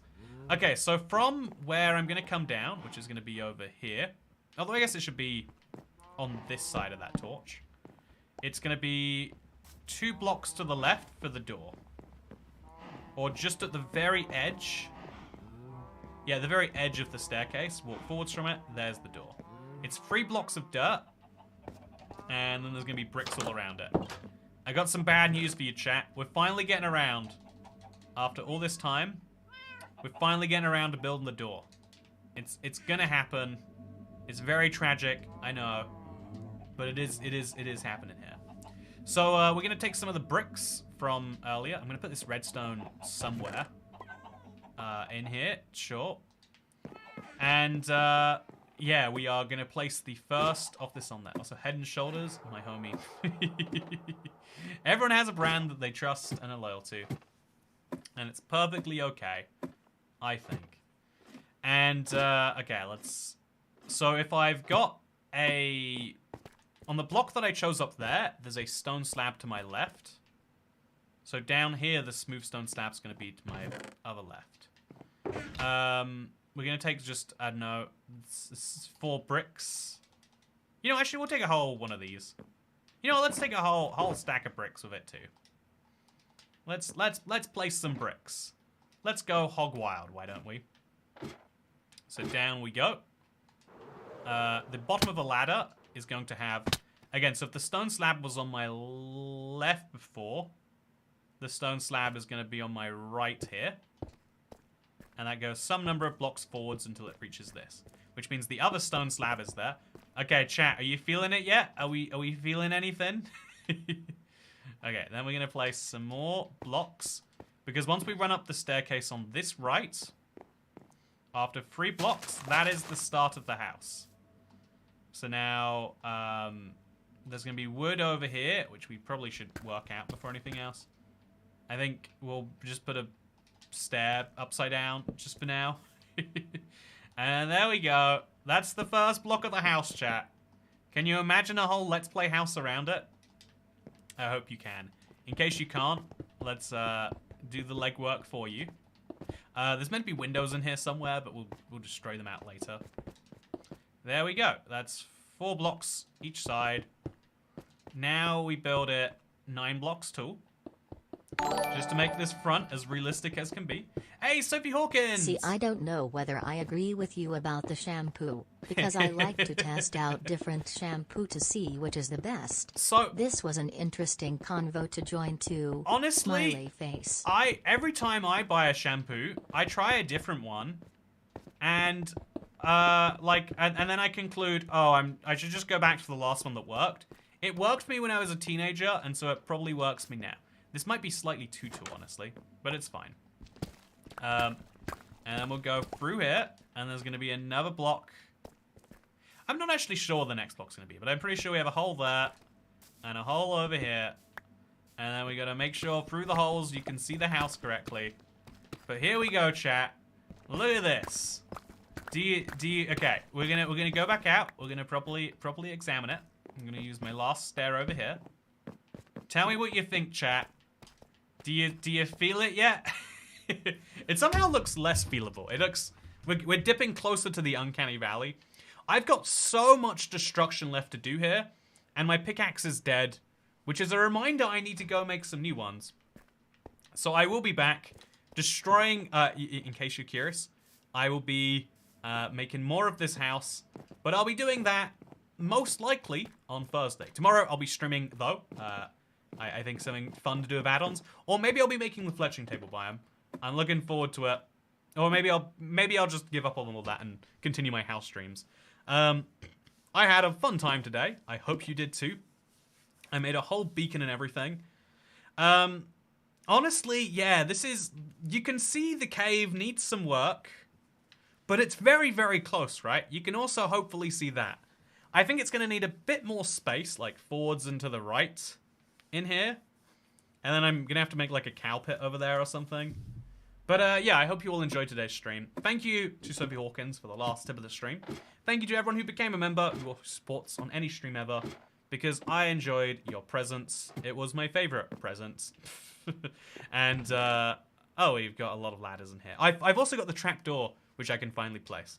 So yeah, I'm going to now have to get a lot of extra stone, I think, because I have all of these bricks lying around. Very handily. Oh, I've got some wood in here too. I could have just used that. Useful to know. But I'm going to have to get probably some extra wood, get some more pickaxes to a high level, and once I've done all of that, I'll be great. Also, world with no end stream, says Alex Clark. Yeah, I defeated the Ender Dragon on that world recently, funnily enough. So I've got to go, I don't know, mass mine some ice or something. I had a lot of fun today. Hope all of you did too. And I'll see you in the next one. Am I in the real world right now, chat? Or am I at Y-63?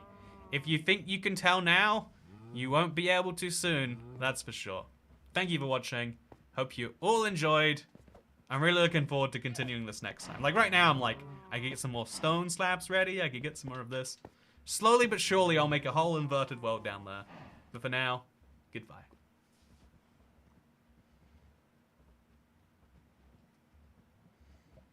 Okay, now that all the fake people are gone, wow, I say goodbye and you left before the stream's actually over. Let's talk about how it really is.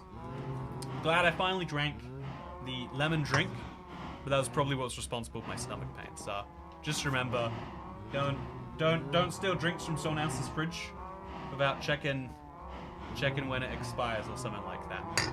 Okay, goodbye. Have a nice day, everyone. Or check out the paid mods video. I bought every mod on the marketplace. It's real. Look at this. I had 8,500 at the start of that video. I have 2,500 now. And that's because I didn't have to buy the computers add-on. Anyway, yeah, have a good day. Bye.